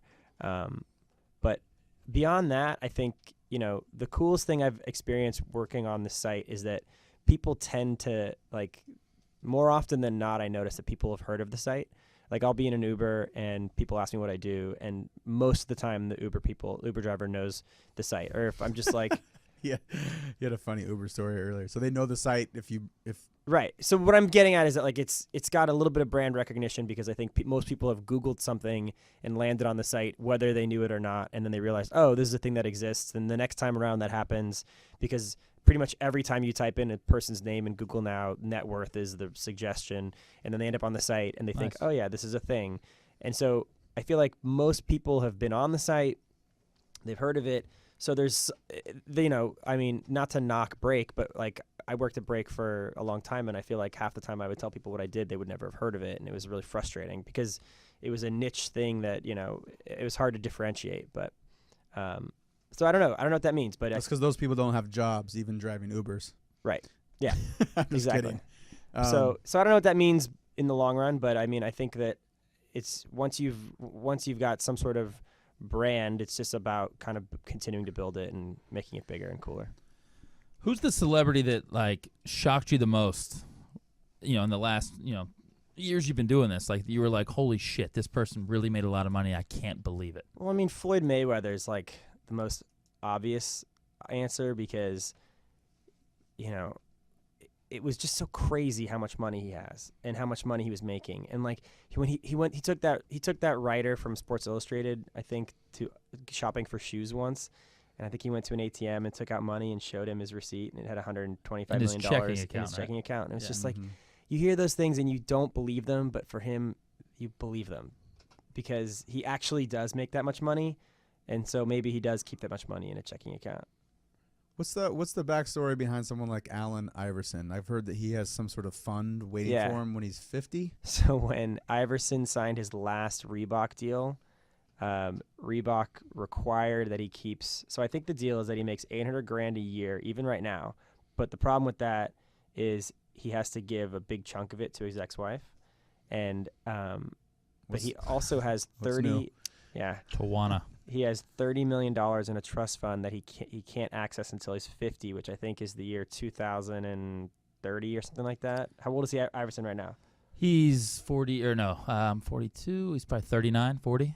So same draft class as Kobe. So what's 11 years from right now? Qatar I mean, how much money has he leveraged off that, though, and like borrowed off of people? Well, this all came to light because when the ex-wife sued him for divorce, or when she was divorcing him, they had to like lay out their assets, and they had like zero assets right now, but this trust fund, and they were saying, can we break it? And no, they cannot break it, but she does get half of it in 2030. He's a great Iverson story is he used to go to this TGI Fridays on City Line Avenue in Philadelphia after every game. Yeah.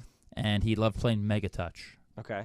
All right, the little box video game on the side of the bar. So he'd bring all his boys in. TGI Fridays didn't want them all hanging out in there, so he bought the Fridays. Oh, well, that's totally reasonable. Yeah. So I'll just buy the Fridays on City Line. Ran it into the ground. Lost more money doing that. But that's very indicative of who Allen Iverson is with his money. I mean, he's one of those people. It's not shocking that he's in the state that he is. I'm curious, for you personally, your sports teams. That's one thing we always want to do because like you live and breathe Celebrity Networth, right? Yeah. Like you're always promoting it and talking about it, which makes sense. It's like that's your thing. Yeah. But like, who are your teams? Football, basketball, baseball, all that. Well, so similar. I was in San Francisco growing up. So Niners, Giants, Will Clark. I have pretty much every single Will Clark baseball card ever in a binder, and someday I'm gonna have him sign one of them. And I've heard he's like kind of a grump, so I don't even know what that's gonna be like. But Well, he lost his hair at 23. Yeah. He was grumpy Yeah. about that. It's okay. worshipped him as a kid. Though. Totally. Worshipped him. First career at bat, hit a home run off Nolan Ryan. Yeah. Yeah. Wow. You can't beat that. Can't No. beat that. Met Joe Montana at I met Joe Montana twice in my life. Once at an autograph session at like a Safeway, and I was like 6 years old, and my mom brought me there, and like there was a sign that says he cannot talk to you. He will not talk to you. He's just going to sign the autograph. But I didn't really believe that. So as soon as I got up there, I started talking to him, and he would not talk to me, and it was like heartbreaking. But whatever, I still have the autograph. And then, He just doesn't talk, period? because doesn't there's like a acknowledge huge you? line of people, and so if he talks to everyone, it would take forever. Right. So he was literally just sitting there, and like you would go up, he would sign, and then I was like, "Hi, how are you?" And he was just like, and then would just like put his head down and sign the next one. Have you researched these guys' net worth? Being like you're a huge Will Clark fan. Well, the best one of what we're talking about right now is Joe Montana, because Joe Montana made like, I don't know off the top of my head how much he made off football, but let's call it like maybe like a $15 million total off football, because Not it a was lot. a weird time in the NFL and there weren't big contracts. He's made so much money off real estate because he used his money from the NFL to buy a house in Napa that he sold a couple years ago for like $40 million. Wow. And now he's like the head of this private equity real estate development firm that owns all of the land around the 49ers stadium now. And they were like really frustrated because the Super Bowl is going to be in San Francisco this year, or wherever. Like, it's not even San Francisco anymore. It's like South Bay, whatever. But they own all the land around there, but they weren't given permits ahead of time. This is like a year and a half ago to develop it. And they wanted to put hotels and shopping malls and everything, and they couldn't because it was just not approved. And so now you go down there, and there's going to be all this like empty parking lots there. But I mean, Joe Montana is like an extremely successful business person. And aren't the DeBartolos like broke? Yeah, now? well, so I don't know a ton about their backstory, but I know that like I think a couple DeBartolos have gone to jail. Well, Or maybe not jail, but like have been brought up on like some fraud charges. I don't know. I don't know about that stuff, to be honest. I got to look into it. But you see him at the airport in the TSA lines doing those, Skechers like ads. Yeah. And like that's always that's when it comes up. That's when you want to Google your site, because you're just like, does he need the money? that makes me think he's broke. It's like, why are you doing this commercial right now? Yeah. Right. Ringo Starr is in a Skechers ad right now. Ringo.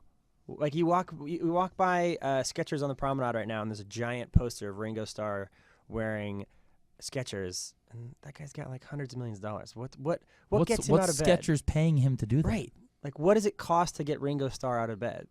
Well, it's also like we've had a couple commercial actors on the show, and we always ask them, does it bug you when Samuel Jackson, does Capital One commercials or Chase or whatever? Like, it's got to piss you off. Like, that's your livelihood, and you have to deal with Sam Jackson stealing your money or Jennifer Aniston doing Smart Water. I mean, I'm sure you do some of the research on that stuff. I mean, but like, who doesn't want more money? Right. And you just talking about these athletes and celebrities that go bankrupt. So it kind of makes sense because, they've already dealt with situations buying a TGI Fridays where they're like, I just always want more money. Yeah. So it is. I get the theme. So it's just like, but at the same time, like, how much is enough for any of these guys? Yeah. I don't know. I mean, that's a question we could all talk about and answer. I mean, I sit right here right now. I could tell you like what my enough number would be, and it's like very small. But I know people who've made that much money, and their mindset just shifts instantly, and they already want like, I made more. I made $5 million, but the problem is now I want 20 because 5 doesn't allow me to fly private, and it's like okay, it's like, it always just shifts, I think. All right, reality stars. Yeah.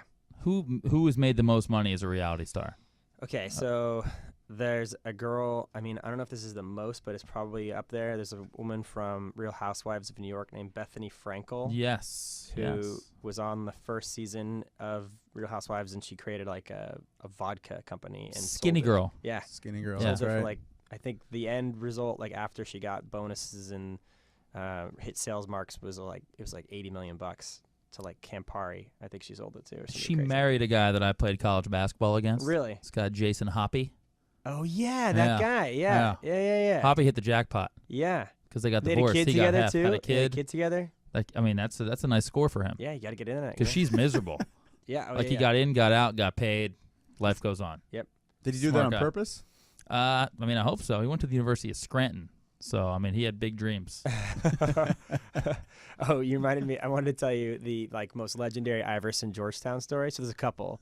So apparently one day he was in this big lecture hall, like hundreds of kids, right? And the teacher was talking, and he's not paying attention. And I don't think he went to class very often. But at one point, the teacher looks up to him and goes, "Alan, what do you think of that?" And he kind of like looks around, and this is in front of like hundreds of people, right? Hundreds of kids, and his classmates, his pupils. And he just like looks left, looks right, and then he like confirms that the teacher is talking to him. And the teacher's like, "Yeah, Alan, what do you think of that?" And he just goes, "Don't ever ask me a question again." And then just puts his hands down like that. Just do that.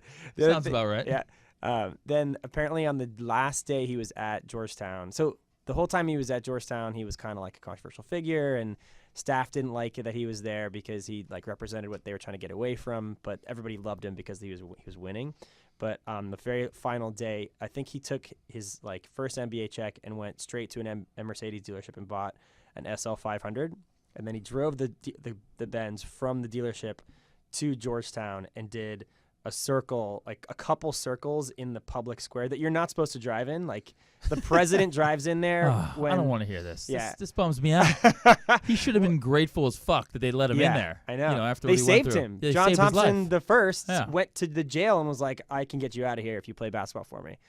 But at the same time, I also totally respect why he left, because I remember hearing him tell the story in some interview about like people giving him shit for leaving, and he was like, "What do you want me to do?" Like every time I would go home, and I lived like 20 minutes away, my mom didn't have food, and our lights were off, and we didn't have running water or whatever, hot water.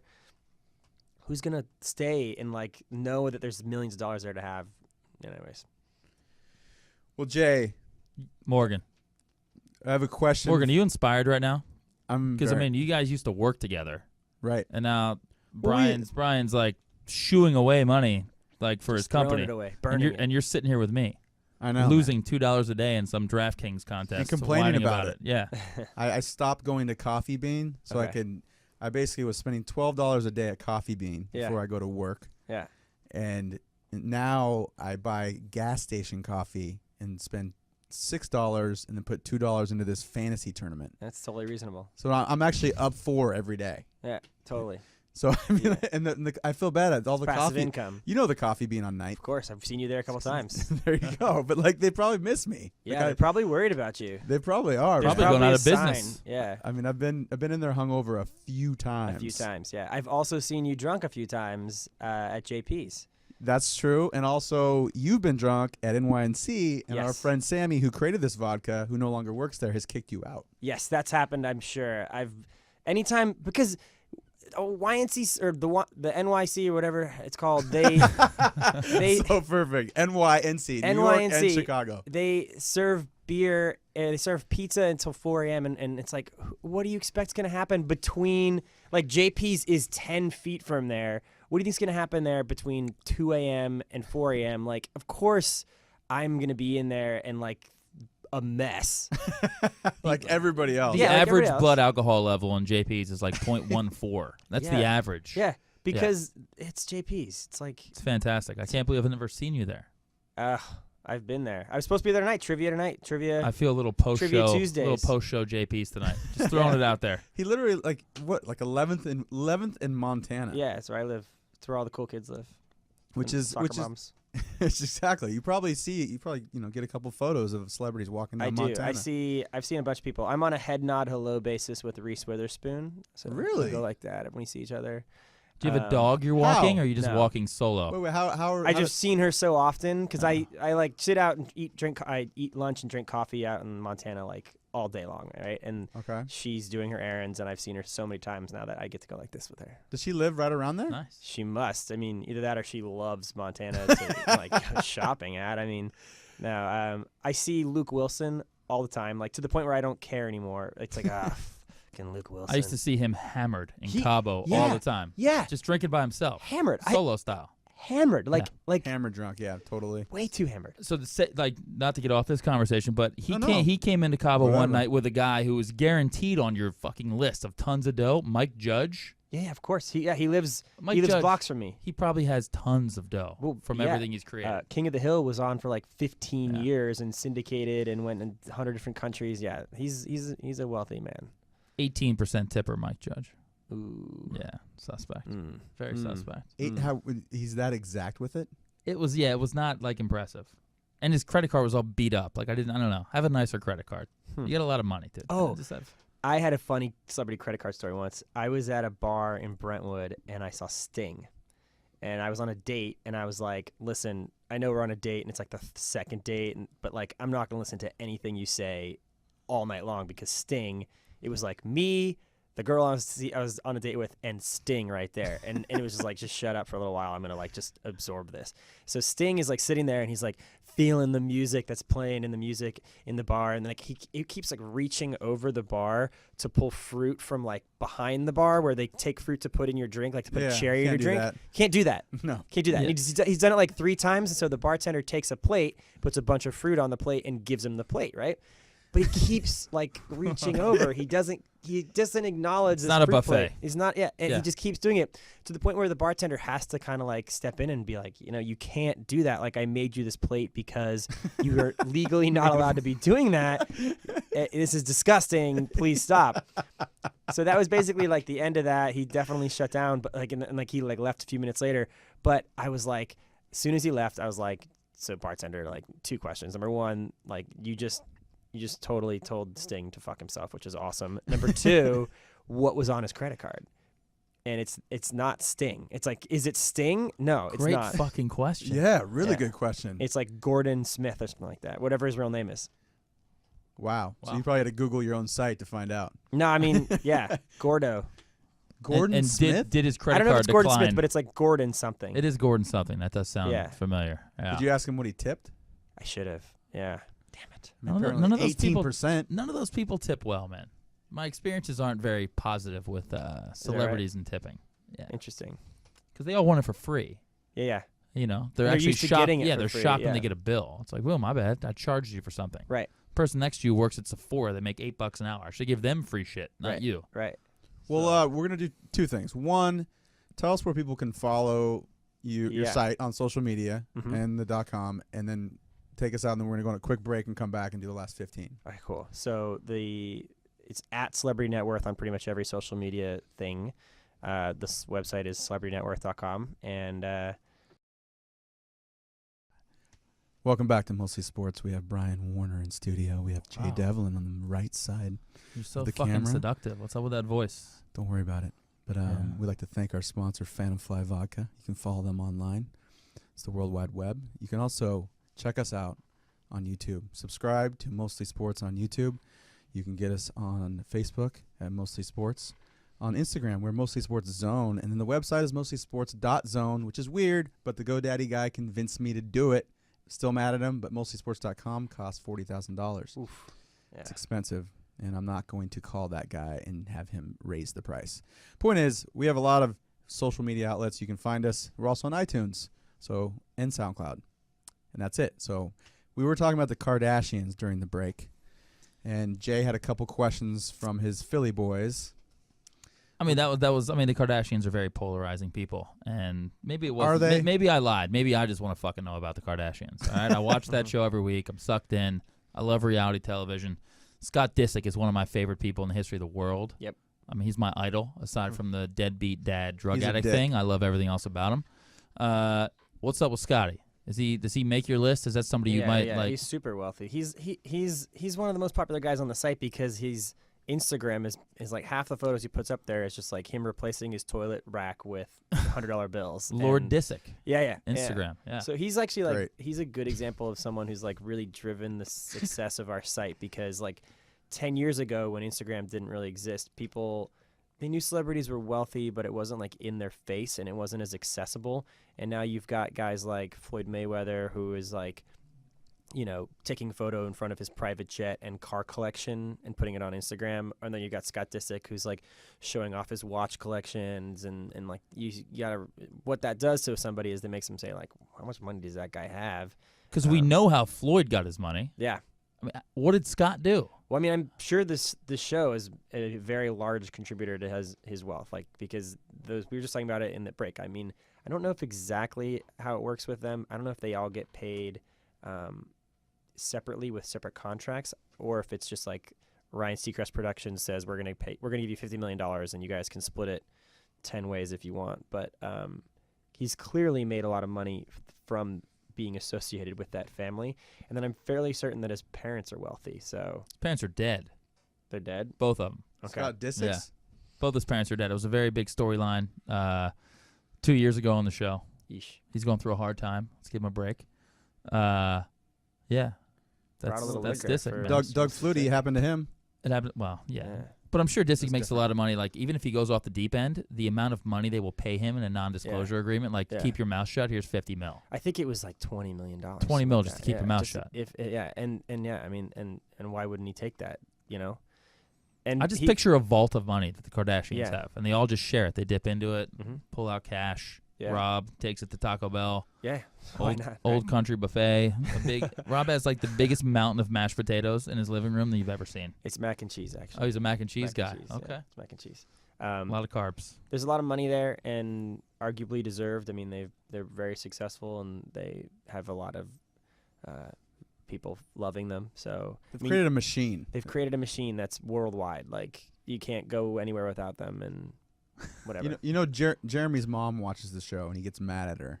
He's like, you guys out in Ohio need to stop watching the Kardashians and basically like funding their entire life. I mean, actually, this is an interesting reality question. It's kind of meta, but it's like, is there a point where like you've been on reality TV so much, like you're like an alternate version of yourself? Yeah, we have a guy that comes on the show like once a month, Austin, that was on Big Brother. Love the guy. He's fantastic. He finished 4th on Big Brother. Okay. Very fascinating dude. But yeah, he's morphed into like you're always recording yourself, so then you just Yes. become like a he thinks he's full-time Paul Newman. He thinks he has his own spaghetti sauce coming out. Mm. He's gonna start racing cars. That's what these reality That was a stars. dressing. He had No, everything. spaghetti It's sauce. He had everything. it all, dude. All encompassing. Gave it all to charity, by the way. Great story. Like hundreds of millions of dollars raised for charity. Really? Just Yeah. and good, like really good spaghetti sauce. Yeah. It was tasty, man. So yeah, Kardashians, reality people. We were talking to little Delonte West, curious like Lamar Odom. Anything on him? Like, is he get Well, some of that wealth? Yeah. So so he's made a ton of money. That was okay. All right. When Lamar had his situation a couple months ago, I was sitting there and I was like, Situation. That's very yeah. delicate. That's You nice. know, you're thinking like, whenever something like that happens, I have to ask myself, is the number that I have for this person accurate right now for what's going on in the news? Are people going to read the story about Lamar Odom overdosing and then say, how could he be living in a crack hotel if he's worth $50 million? But then it kind of comes out and you find out that he's actually got tons and tons of money, right? I mean, yeah, it's $30 million. I mean, I think that's fairly accurate considering I think he made like 80 or 90 million in salary alone in his career. And that doesn't count Kardashian money. And that doesn't count Wow. Endorsement money. And you find out he wasn't in a crack hotel. He was in like this $10,000 a night suite in the Bunny Ranch or whatever. And I don't know. I feel bad for that guy. I think part of the problem with reality TV is that it like sucks you up and it spits you out. I think it would be interesting if you had so much money, with either the Kardashians or Disick or someone, to see if you could actually Uber around the world. Wow. Just How not- would you do that logistically? Well, I mean, they have Uber Play everything. that out for me. Give me that scenario. Okay, so you start in L.A. All right. Get an Uber Lux. You're just chilling. You're like, all right, dude, like pick me up. You don't put in your destination even though they can't see it. And then maybe you start off. You create a little road trip. Stop by Vegas. Blow a couple mil. Yep. Get a maybe Standard. if the guy wants to stay with you, and then it becomes almost like a movie. Either Uber's like, you want to be with me? You want to be like my Wrangler guy? Well, you got to do room and board if you're going to take him for. Totally, yeah. Yeah, At this point, he knows you have money, but you make your way to the East Coast. That point, there's got to be some sort of Uber jet situation, right? Yeah. And you're staying in like There is an Uber hot air balloon. That is a fact. Are you serious? That is a fact. That exists With kittens? with kittens and Uber Eats. You're taken care of. So you make your way to London. Then you Uber Channel. So you just have a guy that hangs out with you, and you don't even walk. You're like on one of those Swagway things. Yeah. And it's like a flat. What the fuck's a Swagway? Those little Hoverboards. the hoverboards, but it's like a flatbed. So you just stand in the back, and you have amenities. All right. And Totally makes sense. Yep. So you're just standing there, and you're like a stand-up seat belt. Yep. And then You've bankrupted Bill Gates by now. No, I have not. Him and Melinda are fine. That's pricey. They're over man. in Bellevue. I've seen their house. It's nice. They're curing malaria, so you stay away from the Gates family, okay? So anyway, yeah, I mean, a lot of different ways to move. So I don't know. I just think it's interesting that if there's a way, there's Uber everything. Do you have a take on Uber personally? I mean, I enjoy Uber. I know, but do you ever do Lyft? You ever cheat on them? I actually do mainly Lyft because I think in Santa Monica it's cheaper. It is. So you have both now. Half price, Monday through Friday. Of course. Lyft. Yeah. Fantastic. Half price. Yeah. Should we tell them our idea? Dude, it's a great idea. So Morgan, have you seen Morgan's FJ? That gigantic truck he has? No. Just an FJ, Toyota FJ. He's going to wrap it up in like mostly sports bubble and get it pimped out. Yeah. And then we're going to do live broadcasts, like video, picking up customers, like taxi cab confessions. I like it. Yep. So we'll just do a live radio show. Jay and I will sit in the front. Yep. And then people will just have to listen to us talk. Perfect. And there'll be Makes your car a tax write-off for sure. Exactly. That was your goal from Jump Street. Yeah.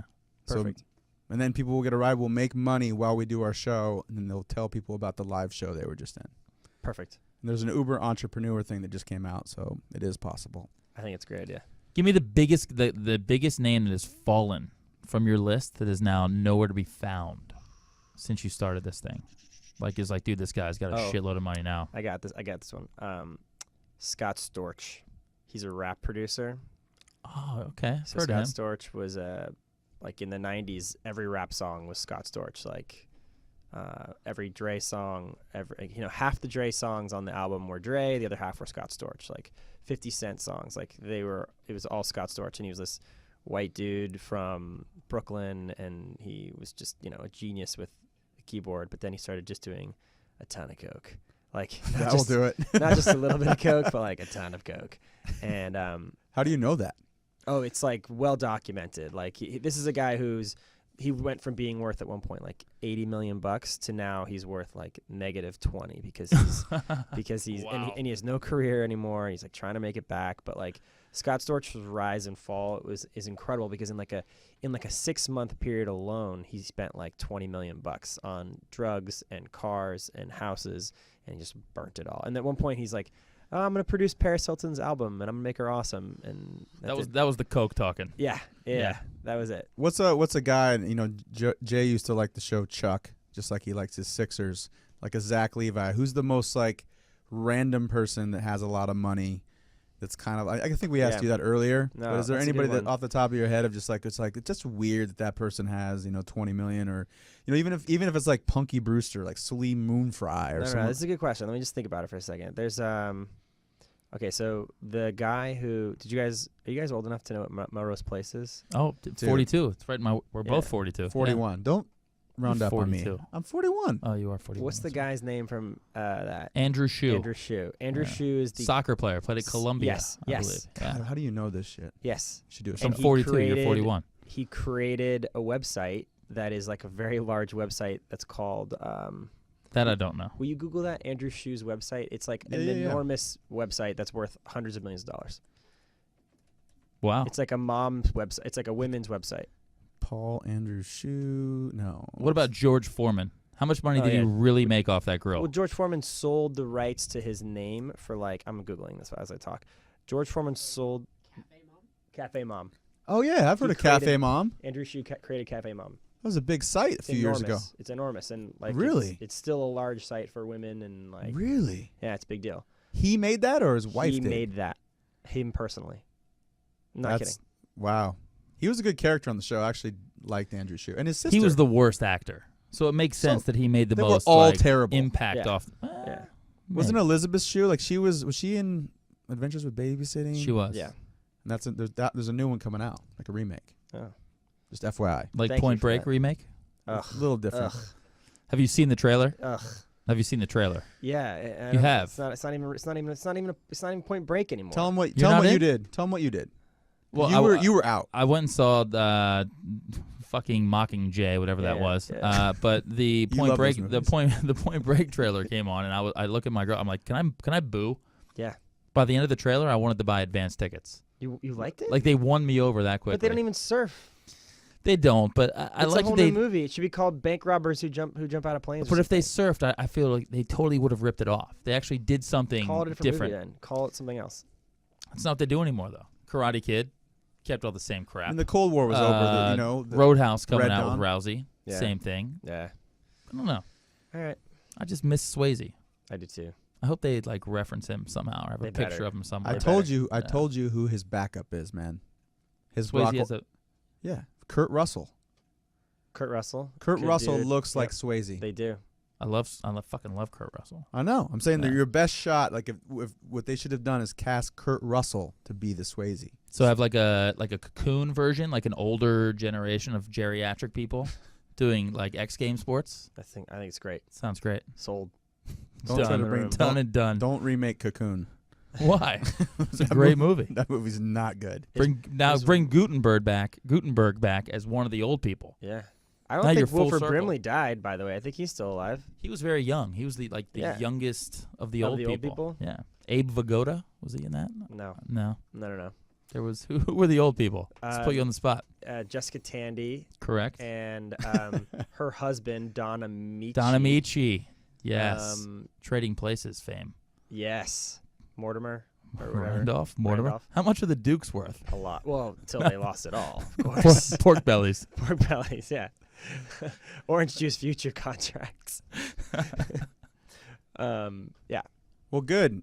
We got a couple minutes left. Again, thank you for coming on the show. Thank you for having me. Everybody that's listening, go to celebritynetworth.com.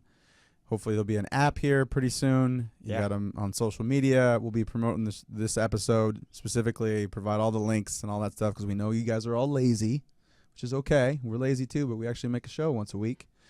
And we kind of have a sponsor that we have propped up on magazines. Mostly men's magazines, except for one women's magazine. But anyway, and also check out Phantom Fly Vodka. Thanks Sammy. Thanks Phantom Fly. You can follow them at Phantom Fly Vodka on Instagram and all the other ones. So that's it. Thank you. Have a good night. That's it.